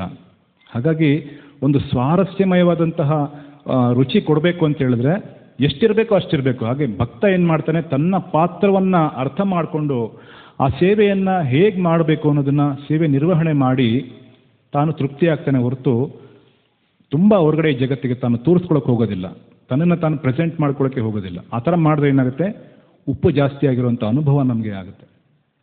ಉಪ್ಪು ಜಾಸ್ತಿ ಆದರೆ ಏನಾಗುತ್ತೆ, ಆಹಾರ ರುಚಿ ಆಗೋದಿಲ್ಲ. ಸೊ ಈ ರೀತಿ ಉಪ್ಪಿನ ರೀತಿಯಲ್ಲಿ ಭಕ್ತ ಇರ್ತಾನೆ ಅಂತ ಹೇಳಿ ಅನಂತಾಚಾರ್ಯ ನಮಗೆ ಹೇಳ್ತಾರೆ. ಜೊತೆಲಿ ಏನು ಹೇಳಿದ್ರು, ನಿಂತರ ಆ ಶಿಷ್ಯ ಏನು ಮಾಡಿದ್ದ, ಅನಂತಾಚಾರ್ಯ ಹೇಳಿದ ಮಾತನ್ನು ಕೇಳಿದ್ದ. ಇವಾಗ ಎದ್ದೋಳು, ಎಲ್ಲರಿಗೂ ಪ್ರಸಾದವನ್ನು ನೀಡು, ಆಮೇಲೆ ನೀನು ತಿನ್ನು ಅಂತ ಹೇಳಿದಾಗ ಅವ್ರೇನು ಮಾಡಿ ತಕ್ಷಣ ಎದ್ದು ಎಲ್ಲ ಭಕ್ತರಿಗೆ ಪ್ರಸಾದವನ್ನು ಹಂಚಿದ್ರು. ಆಮೇಲೆ ಅವ್ರು ಕೂತ್ಕೊಂಡು ಊಟ ಮಾಡಿದ್ರು. ಸೊ ಇದು ನಾವು ನೋಡ್ತೀವಿ ಒಳ್ಳೆ ಗುಣ. ಯಾವಾಗಲೇ ಆಗಲಿ ಭಕ್ತರು ಏನೇ ಒಂದು ವ್ಯವಸ್ಥೆ ಸುವ್ಯವಸ್ಥೆ ಇದೆ ಅಂತ ಹೇಳಿದ್ರೆ ಆ ಸುವ್ಯವಸ್ಥೆಯನ್ನು ಮೊದಲು ಬೇರೆಯವ್ರಿಗೆ ಕೊಟ್ಟು ನಂತರ ನಾವು ಅದನ್ನು ಅನುಭವಿಸ್ಬೇಕಾಗತ್ತೆ. ಇದು ವಿಶೇಷವಾದಂಥ ಭಕ್ತರದ್ದು ಲಕ್ಷಣ ಇದೆ. ಈ ಒಂದು ಲಕ್ಷಣನೇ ಭಕ್ತರನ್ನ ಬಹಳ ವಿಶೇಷವಾಗಿ ಮಾಡುವಂಥದ್ದು. ಇಸ್ಕಾನಲ್ಲಿ ಕೆಲವು ಸರಿ ನಾವು ನೋಡ್ತೀವಿ, ಪ್ರಸಾದವನ್ನು ಹಂಚೋರು ಅಕಸ್ಮಾತಾಗಿ ಪ್ರಸಾದ ಇನ್ನೇನು ಶಾರ್ಟೇಜ್ ಬರ್ತಾ ಇದೆ ಅಂತ ಹೇಳಿದ್ರೆ ಅನ್ನನ ಚಟ್ನಿ ಥರ ಕೊಡ್ತಾ ಇರ್ತಾರೆ, ಪಲ್ಯ ಥರ ಕೊಡ್ತಾ ಇರ್ತಾರೆ. ತಗೊಳ್ಳೋರು ನೋಡ್ತಾರೆ, ಇದು ಅನ್ನ ಪಲ್ಯ ಥರ ಕೊಡ್ತಾ ಇದೆಯಾ ಅಂತ, ಇನ್ನೇನು ಖಾಲಿ ಆಗುತ್ತೆ ಅಂತ ಅವ್ರ ಭಾವನೆ. ಯಾವಾಗ ಈ ಥರ ಮಾಡ್ತಾರೆ, ಕಂಪ್ಲೇಂಟ್ ಹೇಳ್ತಾರೆ ಮಂದಿರದಲ್ಲಿ ಎಲ್ಲರೂ ಬಂದು, ಕಡಿಮೆ ಕೊಡ್ತಾ ಇದ್ದಾರೆ ಅಂತ. ಅಲ್ಲೋಗಿ ನೋಡಿದ್ರೆ ಬೇಕಾದಷ್ಟು ಇದೆಯಲ್ಲ, ಯಾಕೆ ಕಡಿಮೆ ಕೊಡ್ತಾ ಇದ್ದೀರಾ ಅಂದರೆ ಖಾಲಿ ಆಗಿಬಿಟ್ರೆ ಕಷ್ಟ ಅಂತ ಅವ್ರ ಮನಸ್ಸಲ್ಲಿ. ಅದಕ್ಕೆ ಮ್ಯಾನೇಜ್ಮೆಂಟ್ ಅವರು ಒಂದು ವಿಚಾರ ಮಾಡ್ತಾರೆ, ಇಲ್ಲ ನಿಮಗೆ ಏನು ಪ್ರಸಾದ ಬೇಕು, ನಿಮ್ಮ ಪ್ಲೇಟಲ್ಲಿ ರೆಡಿ ಮಾಡಿ ಇಟ್ಬಿಟ್ಟಿದ್ದೀವಿ ನೋಡಿ, ಯುವರ್ ಫ್ಯೂಚರ್ ಇಸ್ ಸೇಫ್, ಈಗ ಪ್ರಸಾದ ಕೊಡಿ ಅಂತ ಹೇಳಿದಾಗ ಅವರು ಜಾಸ್ತಿ ಕೊಡ್ತಾರೆ. ಪ್ರಭು ಇಷ್ಟೊಂದು ಯಾಕೆ ಕೊಡ್ತಾ ಇದ್ದಾರೆ, ತಿನ್ನಿ ಪ್ರಭು, ವೈಷ್ಣವ ಸೇವೆನೇ ಪರಮ ಧರ್ಮ ಅಂತೇಳಿ ಅವರ ಫ್ಯೂಚರ್ ಏನಾಗಿದೆ ಅಲ್ಲಿ ಸೆಕ್ಯೂರ್ ಆಗೋಗಿದೆಯಲ್ಲ. ಈ ಥರ ಒಂದು ಮನೋಭಾವನೆಯನ್ನು ಭಕ್ತರು ತೋರಿಸೋದುಂಟು. ಆದರೆ ಭಕ್ತರದ್ದು ನಿಜವಾಗ್ಲೂ ಮನೋಭಾವನೆ ಯಾವ ಥರ ಇರಬೇಕು, ನಮಗಿಲ್ಲ ಅಂದ್ರೂ ಪರವಾಗಿಲ್ಲ, ಬೇರೆ ಎಲ್ಲರಿಗೂ ಇದು ಈ ಭಗವಂತನ ಪ್ರಸಾದ ಸಿಗಬೇಕು ಅಂಥೇಳಿ ಯಾವಾಗ ಅವರು ಆ ಮನಸ್ಥಿತಿಯಲ್ಲಿ ಇರ್ತಾರೋ ಆವಾಗ ಭಗವಂತನ ಕೃಪೆ ಅವ್ರಿಗೆ ಆಗತ್ತೆ. ವಿಶೇಷವಾದಂಥ ರಹಸ್ಯ ಏನಂದರೆ, ಯಾರು ಸಹನೆಯನ್ನು ಕಲಿತಾರೋ ಅವ್ರ ಕಡೆ ಭಗವಂತ ಸದಾಕಾಲ ಇರ್ತಾರೆ, ಯಾರು ಸಹಿಸ್ಕೊಳ್ತಾರೋ ಕೃಷ್ಣ ಅವ್ರ ಕಡೆ ಇರ್ತಾರೆ. ಉದಾಹರಣೆಗೆ ಪಾಂಡವರು ಎಲ್ಲ ರೀತಿಯಾದಂತಹ ಕಷ್ಟಗಳನ್ನು ಸಹಿಸ್ಕೊಂಡ್ರು, ಅವರು ಪ್ರತೀಕಾರ ಮಾಡಲಿಲ್ಲ. ಅದೇ ಕಾರಣಕ್ಕೋಸ್ಕರ ಆ ಒಂದು ಗುಣವನ್ನು ಅರ್ಥ ಮಾಡಿಕೊಂಡು ಆ ಒಂದು ಗುಣದ ಮಹಿಮೆಗೋಸ್ಕರನೇ ಕೃಷ್ಣ ಅವ್ರ ಜೊತೆಲಿದ್ದರು. ನಾರದ ಮುನಿ ಒಂದ್ಸರಿ ಪಾಂಡವರ ಮನೆಗೆ ಬಂದು ಕೇಳ್ತಾರೆ, ಯುಧಿಷ್ಠಿರ ಮಹಾರಾಜನಿಗೆ ಅವ್ರು ಹೇಳ್ತಾರೆ, ನಿಮ್ಮದು ಎಷ್ಟು ಒಳ್ಳೆ ಭಾಗ್ಯ, ಯಾವ ಭಗವಂತನನ್ನು ಕೇವಲ ಒಂದ್ಸರಿ ದರ್ಶನ ಮಾಡೋಕ್ಕೋಸ್ಕರ ಸಾವಿರಾರು ವರ್ಷಗಳು ತಪಸ್ಸೆ ಮಾಡ್ತಾ ಇದ್ದಾರೆ ಯೋಗಿಗಳು, ಸಿದ್ಧರು, ಪುರುಷರೆಲ್ಲರೂ. ಅಂಥ ದೇವೋತ್ತಮ ಪರಮ ಪುರುಷ ನಿಮ್ಮ ಮನೆಯಲ್ಲಿ ಆರಾಮಾಗಿ ಓಡಾಡ್ಕೊಂಡಿದ್ದಾರೆ, ನಿಮ್ಮ ಜೊತೆ ಊಟ ಮಾಡ್ತಾ ಇದ್ದಾರೆ, ನಿಮ್ಮ ಜೊತೆ ಮಲಗ್ತಾ ಇದ್ದಾರೆ, ನೀವು ಎಷ್ಟು ಭಾಗ್ಯಶಾಲಿಗಳು, ನಿಮಗಿರುವಂಥ ಭಾಗ್ಯಕ್ಕೆ ಮಿತಿನೇ ಇಲ್ಲ ಅಂತ ಹೇಳ್ತಾರೆ. ಕಾರಣ ಏನು, ಪಾಂಡವ್ರ ಜೊತೆಯಲ್ಲಿ ಕೃಷ್ಣ ಇದ್ದಿದ್ದು. ಯಾಕೆ ಅಂತ ಹೇಳಿದ್ರೆ ಪಾಂಡವರು ಎಂಥ ಸಂದರ್ಭದಲ್ಲಿ ಬಂದರೂ ಸಹ, ಇಂಥ ಕಷ್ಟದ ಸನ್ನಿವೇಶದಲ್ಲಿ ಇದ್ದರೂ ಸಹ ಧರ್ಮವನ್ನು ಅವರು ಬಿಡಲೇ ಇಲ್ಲ. ಅವರು ಧರ್ಮ ಬಿಡಲಿಲ್ಲ, ಭಗವಂತ ಅವ್ರನ್ನ ಬಿಡಲಿಲ್ಲ. ಸೊ ಇದು ಭಕ್ತರಿಗಿರುವಂಥ ಒಂದು ಒಳ್ಳೆ ಗುಣ ಅಂತ ನಾವು ಇದರಲ್ಲಿ ಅರ್ಥ ಮಾಡ್ಕೋಬೋದು. ಶ್ರೀ ಚೈತನ್ಯ ಮಹಾಪ್ರಭು ಹೇಳ್ತಾರೆ, ತೃಣಾದಪಿ ಸುನೀಚೇನ ತರೋರಪಿ ಸಹಿಷ್ಣುನ. ಕಾರಣ ಏನು? ಯಾಕೆ ಒಬ್ಬ ಭಕ್ತ ತೃಣಾದಪಿ ಸುನಿಚೇನ ತರೋರಪಿ ಸಹಿಷ್ಣುನ ಆಗಿರಬೇಕು?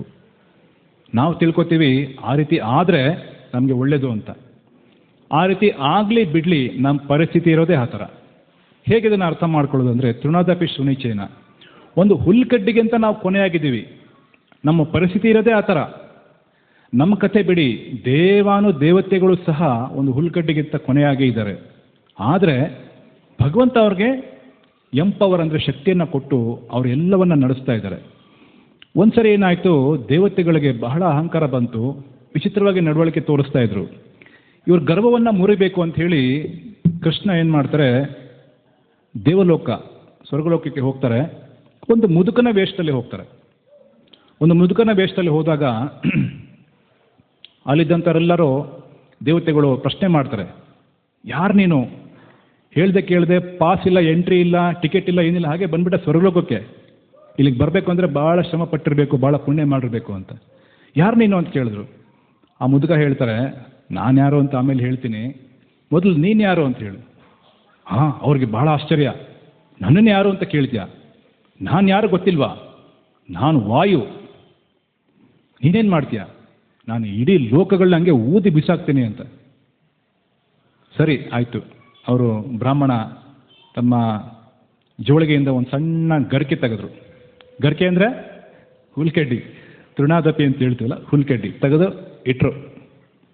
ಇದನ್ನು ಓದು, ಇದು ಶೇಕ್ ಆದರೆ ನೀನು ಒಪ್ಕೋತೀನಿ, ನಿನಗೆ ಶಕ್ತಿ ಇದೆ ಅಂತ. ಆಗ ವಾಯು ಭಾಳ ಜೋರಾಗಿ ಫೋರ್ಸ್, ತಮ್ಮ ಶಕ್ತಿಯೆಲ್ಲ ಬಿಟ್ಟು ಊದೋದಕ್ಕಿಂತ ಮುಂಚೆ ಸ್ವಲ್ಪ ಅಂದರು. ಅದು ಅಲ್ಲಾಡಲಿಲ್ಲ. ಹೋದ್ರು, ಒಂದು ಚೂರು ಅಲ್ಲಾಡಲಿಲ್ಲ. ಎಲ್ಲ ಶಕ್ತಿ ಬಿಟ್ಟವ್ರು ಓದಿದ್ರು, ಏನು ಆ ಹುಲ್ಕಡ್ಡಿ ಒಂದು ಚೂರು ಅಲ್ಲಾಡಲಿಲ್ಲ. ಆಗ ಇನ್ನೊಬ್ಬರು ಬಂದರು, ನೀನು ಯಾರು? ನಾನು ಅಗ್ನಿ ಅಂದರು. ನೀನೇನು ಮಾಡ್ತೀಯ? ನಾನು ಇಡೀ ಲೋಕಗಳನ್ನ ಬೇಕಾದ್ರೆ ಸುಡ್ಬೋದು, ಅಷ್ಟು ಶಕ್ತಿ ಇದೆ ನನ್ನಲ್ಲಿ ಅಂತ. ಸರಿ ಆಯಿತು, ಈ ಒಂದು ಹುಲ್ಕಡ್ಡಿನ ನೀನು ಸುಡು ಅಂತ. ಅವರು ಬೆಂಕಿ, ದೊಡ್ಡ ಬೆಂಕಿ ಬಂತು. ಎಷ್ಟೇ ದೊಡ್ಡ ಬೆಂಕಿ ಬಂದರೂ ಆ ಹುಲ್ಕಡ್ಡಿನ ಮಾತ್ರ ಏನೂ ಮಾಡೋಕ್ಕಾಗಲಿಲ್ಲ. ಆಗ ಇಂದ್ರ ಬಂದ. ನೀನ್ಯಾರು? ನಾನು ಇಂದ್ರ. ನೀನೇನು ಮಾಡ್ತೀಯ? ನನ್ನ ಕೈಲಿ ನೋಡಿದ್ರೆ ಏನಿದೆ ಅಂತ? ವಜ್ರಾಯುಧ. ಏನಾಗುತ್ತೆ ಇದರಿಂದ? ಏನು ಬೇಕಾದರೂ ಮಾಡ್ಬೋದು. ಇದಕ್ಕೆ ಸಮಾನವಾಗಿರುವಂಥ ಅಸ್ತ್ರ ಇನ್ನೊಂದಿಲ್ಲ ಅಂತ. ಸರಿ, ಈ ಒಂದು ಹುಲ್ಲನ್ನು ಕತ್ತರಿಸಿ ನೋಡೋಣ ಅಂತ ಇಂದ್ರ ಬಂದರು. ದೊಡ್ಡ ವಜ್ರಾಯುಧವನ್ನು ಪ್ರತ್ಯಕ್ಷ ಆಯ್ತು ಅವ್ರ ಕೈಯಲ್ಲಿ. ಫುಲ್ ಎನರ್ಜಿ ಕೊಟ್ಟು ಆ ಹುಲ್ಕಡ್ಡಿ ಮೇಲೆ ಒಂದು ಕೊಟ್ಟರು, ಅವ್ರ ವಜ್ರಾಯುಧನೇ ನಾಪತ್ತೆ ಆಗೋಯ್ತು. ಸೊ ಅವಾಗ ಅರ್ಥ ಆಯಿತು, ಬಂದಿರುವಂಥ ವ್ಯಕ್ತಿ ಸಾಮಾನ್ಯದವರಲ್ಲ. ಯಾರು ನೀವು ಅಂತೇಳಿ ಎಲ್ಲ ಪಾದಾಭಿವಂದನೆ ಮಾಡಿ ನಮಸ್ಕಾರ ಮಾಡಿ ಅವ್ರು ಕೇಳ್ತಾ ಇದ್ದಾರೆ. ಆಗ ಭಗವಂತ ಅವ್ರಿಗೆ ದರ್ಶನ ಕೊಟ್ಟರು. ನೋಡಿ, ನಾನು ನಿಮಗೆ ಶಕ್ತಿ ಕೊಟ್ಟಿರೋದು ಲೋಕಗಳನ್ನು ಪಾಲನೆ ಮಾಡಲಿಕ್ಕೆ ಹೊರತು ನೀವು ಅಹಂಕಾರ ಪಡಲಿಕ್ಕಲ್ಲ. ಅದಕ್ಕೆ ಇಂಗ್ಲೀಷಲ್ಲಿ ಒಂದು ಗಾದೆ ಇದೆ, don't be proud with a borrowed flute. ನಮ್ಗೆ ಯಾರಾದರೂ ಒಂದು ಕೊಳಲು ಕೊಟ್ಟಿದ್ದಾರೆ, ಸಾಲ ಅಂದರೆ ಏನು? ಪಕ್ಕದ ಮನೆಯವ್ರ ಹತ್ರ ಹೋಗಿ ಕೊಳಲು ನುಡಿಸ್ತೀನಿ ಅಂತೇಳಿ ಕೊಳಲು ತೊಗೊಂಬಂದರೆ ಅದಕ್ಕೆ ನಾವು ಗರ್ವ ಪಡೋಂಗಿಲ್ಲ. ಕೊಳಲು ಯಾರ್ದು? ಪಕ್ಕದ ಮನೆಯವ್ರದ್ದು. ಆ ಪ್ರಕಾರನೇ ಈ ಶಕ್ತಿಗಳೆಲ್ಲನೂ ಏನು ಭಗವಂತ ಕೊಟ್ಟಿರುವಂಥ ಶಕ್ತಿಗಳೇ ವಿನಃ ನಮ್ಮ ಕೈಯಲ್ಲಿ ಏನು ಶಕ್ತಿಗಳಿಲ್ಲ. ಎಲ್ಲ ಶಕ್ತಿ ಭಗವಂತನಿಗೆ ಸೇರಿರುವಂಥದ್ದು. ಆ ಶಕ್ತಿಗಳನ್ನು ಭಗವಂತನ ಸೇವೆಗಾಗಿ ಯಾವಾಗ ನಾವು ಉಪಯೋಗಿಸ್ತೀವಿ, ಖಂಡಿತವಾಗ್ಲೂ ನಮಗೆ ಭಗವಂತನ ಸಂಪೂರ್ಣ ಅನುಗ್ರಹ ಇರುತ್ತೆ. ಸೊ ಈ ರೀತಿ ಯಾವಾಗಲೇ ಆಗಲಿ ನಾವು ನಮ್ಮಲ್ಲಿರುವಂತಹ ಎಲ್ಲವನ್ನ ಭಗವಂತನ ಸೇವೆಯಲ್ಲಿ ನಾವು ಯಾವಾಗ ಬಳಸ್ತೀವೋ ಅದು ನಮಗೆ ಉತ್ತಮವಾಗಿ ನಮ್ಮ ಪ್ರಜ್ಞೆ ಸಹ ಇರುತ್ತೆ. ಆಯುರ್ವೇದದಲ್ಲಿ ಒಂದು ಮಾತಿದೆ, ನಾವು ಏನೆಲ್ಲ ತಿಂತೀವೋ ಅದೆಲ್ಲ ನಮ್ಮ ಆಹಾರ ಅಲ್ಲ. ಬೇಕಾದಷ್ಟು ತಿನ್ಬೋದು ನಾವು, ಅದೆಲ್ಲ ನಮ್ಮ ಆಹಾರ ಅಲ್ಲ. ಯಾವುದನ್ನು ನಾವು ಜೀರ್ಣ ಮಾಡ್ಕೊತೀವೋ ಅದೇ ನಮ್ಮ ಆಹಾರ. ಅಂದರೆ ಪಚನ ಶಕ್ತಿ ಅಂತ ಕರೀತಾರಲ್ಲ, ಜೀರ್ಣಶಕ್ತಿ. ಜೀರ್ಣ ಆಗಿದ್ದೆ ನಮಗೆ ದಕ್ಕತ್ತೆ ಹೊರತು ಬೇರೆ ಇನ್ನೇನು ನಮಗೆ ದಕ್ಕಲ್ಲ. ಅಕಸ್ಮಾತಾಗಿ ನಾವು ತಿಂದಿದ್ದು ಅಕಸ್ಮಾತಾಗಿ ನಮ್ಮ ಹೊಟ್ಟೆಯಲ್ಲಿ ಜೀರ್ಣ ಆಗಿಲ್ಲ ಅಂದರೆ ಅದು ಆಮ್ ಅಂತ ಹೇಳ್ತಾರೆ, ಅದು ಏನಾಗುತ್ತೆ, ಆಮ್ಲ ಆಗಿ ಪರಿವರ್ತನೆ ಆಗೋಗುತ್ತೆ, ವಿಷ ಆಗೋಗುತ್ತೆ, ಫುಡ್ ಪಾಯ್ಸನ್ ಅಂತೀವಲ್ಲ ಆ ಪ್ರಕಾರ. ಅದೇ ರೀತಿ ನಮ್ಮಲ್ಲಿರುವಂಥ ಒಂದು ಐಶ್ವರ್ಯ ಆಗಿರ್ಬೋದು, ವಿದ್ಯೆ ಆಗಿರ್ಬೋದು, ಯಾವುದೇ ಒಂದು ಸಂಗತಿ ಆಗಿರ್ಬೋದು, ಸೌಂದರ್ಯ ಆಗಿರ್ಬೋದು, ಕಲೆ ಆಗಿರ್ಬೋದು, ಯಾವುದೇ ಆಗಿರ್ಬೋದು, ಅದನ್ನು ನಾವು ಸರಿಯಾಗಿ ಭಗವಂತನ ಸೇವೆಯಲ್ಲಿ ಬಳಸಿಲ್ಲ ಅಂದರೆ ಅದು ಸಹ ನಮಗೆ ಅಜೀರ್ಣ ಆಗುತ್ತೆ. ಅಜೀರ್ಣ ಅಂದರೆ ಏನು? ಅದರಿಂದ ನಮಗೆ ಬೇಡದೇ ಇರುವಂಥ ಒಂದು ಮನಪರಿಸ್ಥಿತಿಗೆ ನಾವು ಹೋಗಿ ಅಲ್ಲಿ ನಮ್ಮ ಅಹಂಕಾರವನ್ನು ವ್ಯಕ್ತಪಡಿಸೋದಾಗಿರ್ಬೋದು, ಬೇರೆಯವ್ರ ಜೊತೆ ಸರಿಯಾಗಿ ನಡವಳಿಕೆ ಮಾಡದೇ ಇರೋದಾಗಿರ್ಬೋದು, ಆ ಒಂದು ಶಕ್ತಿಯನ್ನು ದುರುಪಯೋಗ ಪಡಿಸ್ಕೊಳ್ಳೋದಾಗಿರ್ಬೋದು ಮಾಡಿ ಪರಿಸ್ಥಿತಿಯನ್ನು, ಸನ್ನಿವೇಶವನ್ನು ನಾವು ಖಂಡಿತವಾಗ್ಲೂ ಹಾಳು ಮಾಡ್ತೀವಿ. ಅದೇ ಇವತ್ತು ಇಡೀ ಜಗತ್ತಲ್ಲಿ ನಡೀತಾ ಇದೆ. ಪ್ರತಿಯೊಂದು ದೇಶ ಹೇಳ್ತಾ ಇದೆ, ನನ್ನ ಹತ್ರ ಇಷ್ಟು ಅಟೋಮಿಕ್ ಫೋರ್ಸ್ ಇದೆ, ಇಷ್ಟು ಆರ್ಮಿ ಇದೆ, ಎಷ್ಟು ನಮ್ಮ ಹತ್ರ ನ್ಯೂಕ್ಲಿಯರ್ ವೆಪನ್ಸ್ ಇದ್ದಾವೆ ಅಂತ. ಅದರ ಪ್ರಯೋಜನ ಏನು? ಯಾವುದನ್ನು ಎಲ್ಲಿ ಬಳಸಬೇಕು, ಹೇಗೆ ಬಳಸಬೇಕು ಅನ್ನೋ ಒಂದು ವಿಚಾರಶೀಲತೆ ಅವರಲ್ಲಿ ಇಲ್ಲ.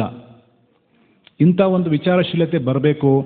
ಪ್ರತಿಯೊಂದು ವಸ್ತುವನ್ನು, ಪ್ರತಿಯೊಂದು ಸನ್ನಿವೇಶವನ್ನು ಕೃಷ್ಣ ಪ್ರಜ್ಞೆಗೆ ಅನುಕೂಲವಾಗುವಂಥ ಪರಿಸ್ಥಿತಿಗೆ ನಾವು ಹೇಗೆ ಪರಿವರ್ತನೆ ಮಾಡಬೇಕು ಅನ್ನೋದನ್ನು ತಿಳುವಳಿಕೆ ಪಡಿಬೇಕು. ಅಂದರೆ ಖಂಡಿತವಾಗ್ಲೂ ನಾವು ಭಗವಂತನ ಭಕ್ತಿಯನ್ನು ಮಾಡಬೇಕು. ಗುರುಗಳ ಮಾರ್ಗದರ್ಶನದಲ್ಲಿ ಅಧಿಕೃತ ಮೂಲದಿಂದ ಕೇಳಿಸ್ಕೊಂಡು ನಾವು ಮಾಡಬೇಕು. ಸೊ ಅಂಥ ದಿವ್ಯವಾದಂತಹ ಗುಣಗಳನ್ನು ಪಡ್ಕೊಂಡಿದ್ದಂತಹ ಯುಧಿಷ್ಠಿರ ಮಹಾರಾಜರು ಅವ್ರು ನೋಡ್ತಾ ಇದ್ದಾರೆ, ಗಾಂಧಾರಿ ಮತ್ತು ಧೃತರಾಷ್ಟ್ರ ಇಬ್ಬರೂ ಸಹ ಅವ್ರಿಗೆ ಅಷ್ಟೆಲ್ಲ ಅನ್ಯಾಯ ಮಾಡಿದರೂ ಕೂಡ ಅವ್ರಿಗೆ ವಿಷ ಹಾಕಿದ್ರು, ಲಕ್ಷಗೃಹ ಅಂದರೆ ಅರಗಿನ ಮನೆಯಲ್ಲಿಟ್ಟವ್ರನ್ನ ಸುಡೋದಕ್ಕೆ ಪ್ರಯತ್ನ ಮಾಡಿದ್ರು, ಈ ರೀತಿ ಎಷ್ಟೋ ಅವ್ರನ್ನ ಕೊಲ್ಲೋಕ್ಕೆ ಪ್ರಯತ್ನ ಮಾಡಿದ್ರು ಕೂಡ ಅದನ್ನೆಲ್ಲ ಅವರು ಪರಿಗಣನೆ ಮಾಡಲಿಲ್ಲ. ಅವ್ರೇನು ಪರಿಗಣನೆ ಮಾಡಿದ್ರು? ನಾವು ಚಿಕ್ಕವರಿದ್ದಾಗ, ನಮ್ಮ ತಂದೆ ತೀರ್ಕೊಂಡಾಗ ಇವರು ನಮಗೆ ಆಶ್ರಯವನ್ನು ಕೊಟ್ಟಿದ್ದಾರೆ ಅಂತ ಹೇಳಿ ಆ ಒಂದು ಉಪಕಾರವನ್ನು ಅವರು ಸದಾಕಾಲ ಸ್ಮರಣೆ ಮಾಡ್ತಾಯಿದ್ರು. ಈ ಉಪಕಾರವನ್ನು ಸ್ಮರಣೆ ಮಾಡುವಂಥ ಗುಣ ಇದೆಯಲ್ಲ, ಇದು ಭಕ್ತರಿಗೆ ಬರುವಂಥ ಗುಣ. ಇಲ್ಲಾಂದರೆ ಈಗಿನ ಕಾಲದಲ್ಲಿ ಯಾರು ಯಾರಿಗೆ ಮಾಡಿದ ಉಪಕಾರವನ್ನು ಸ್ಮರಣೆ ಮಾಡಲ್ಲ, ಮರ್ತೋಗ್ತಾರೆ. ಆವತ್ತು ಮಾಡಿದ್ದು ಮರ್ತೋಗ್ತಾರೆ, ಇವತ್ತೇನು ಮಾಡಿದೆ ಏನೂ ಇಲ್ವಲ್ಲ ಅಂಥೇಳಿ ನಾವೆಲ್ಲರನ್ನೂ ನಿಂದನೆ ಮಾಡ್ತಾ ಇರ್ತೀವಿ. ತಂದೆ ತಾಯಿಗಳನ್ನು ನಿಂದನೆ ಮಾಡ್ತೀವಿ, ಗುರುಗಳನ್ನು ನಿಂದನೆ ಮಾಡ್ತೀವಿ, ಬೇಕಾದಷ್ಟು ನಿಂದನೆಗಳನ್ನು ನಾವು ಮಾಡ್ತಾ ಇರ್ತೀವಿ. ಏಕೆಂದರೆ ಉಪಕಾರವನ್ನು ನಾವು ಮರ್ತೋಗಿದ್ದೀವಿ. ಹಾಗಾಗಿ ಇವತ್ತಿನ ಒಂದು ಸಾರಾಂಶ ಅಂತ ಹೇಳಿದ್ರೆ, ಭಕ್ತರು ಅನೇಕ ಸದ್ಗುಣಗಳನ್ನು ಪಡ್ಕೊಂಡಿರ್ತಾರೆ. ಆ ಎಲ್ಲ ಸದ್ಗುಣಗಳು ಕ್ರಮೇಣವಾಗಿ ಅಭ್ಯಾಸ ಮಾಡ್ತಾ ಮಾಡ್ತಾ ಬರುತ್ತೆ ಹೊರತು ಒಂದೇ ದಿನಕ್ಕೆ ಅದೆಲ್ಲವನ್ನು ಪಡ್ಕೊಳ್ಳೋದಕ್ಕೆ ಸಾಧ್ಯ ಇಲ್ಲ ಅನ್ನೋದನ್ನು ನಾವು ಅರ್ಥ ಮಾಡ್ಕೋಬೇಕು. ಪ್ರೊಸೀಜರ್ನ ಫಾಲೋ ಮಾಡಿ, ಅಂದರೆ ಯಾವುದನ್ನು ಹೇಗೆ ನಾವು ಅಭ್ಯಾಸ ಮಾಡಬೇಕು, ಕ್ರಮಕ್ರಮವಾಗಿ ಹೇಗೆ ಅಭ್ಯಾಸ ಮಾಡಬೇಕು ಅನ್ನೋದನ್ನು ಹೇಗೆ ಹೇಳ್ಕೊಡ್ತಾರೋ ಹಾಗೆ ನಾವು ಅಭ್ಯಾಸ ಮಾಡಿದ್ರೆ ಖಂಡಿತವಾಗ್ಲೂ ನಾವು ಉನ್ನತವಾದಂಥ ಭಕ್ತಿದ ನೆಲೆಗೆ ನಾವು ತಲುಪಬಹುದು ಅನ್ನೋದನ್ನು ತಿಳ್ಕೊಂಡ್ವಿ. ಸೊ ಇಲ್ಲಿಗೆ ಈ ಒಂದು ಸಾರಾಂಶವನ್ನು ನಾವು ಹೇಳಿದ್ದಾಯಿತು. ಇದರಲ್ಲಿ ಏನಾದರೂ ಒಂದು ಪ್ರಶ್ನೆ ಇದ್ದರೆ ನೀವು ಪ್ರಶ್ನೆಯನ್ನು ಕೇಳ್ಬೋದು,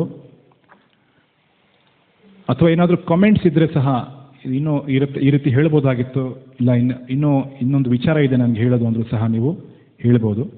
ಇನ್ನೂ 5 ನಿಮಿಷ ನಮಗೆ ಸಮಯ ಇದೆ. ಏನಾದರೂ ಪ್ರಶ್ನೆ ಇದೆಯಾ ಯಾರಿಗಾದರೂ, ಅಥವಾ ಕಾಮೆಂಟ್ಸ್ ಇದೆಯಾ?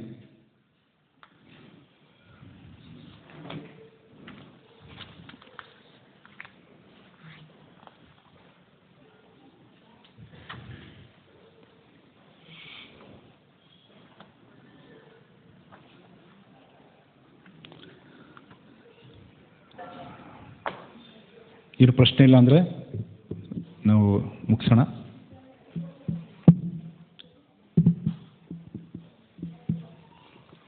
ग्रंथराज श्रीमद् भागवतम की, जगद्गुरु श्रील प्रभुपाद की जय, अनंत कोटि वैष्णव वृंद की जय.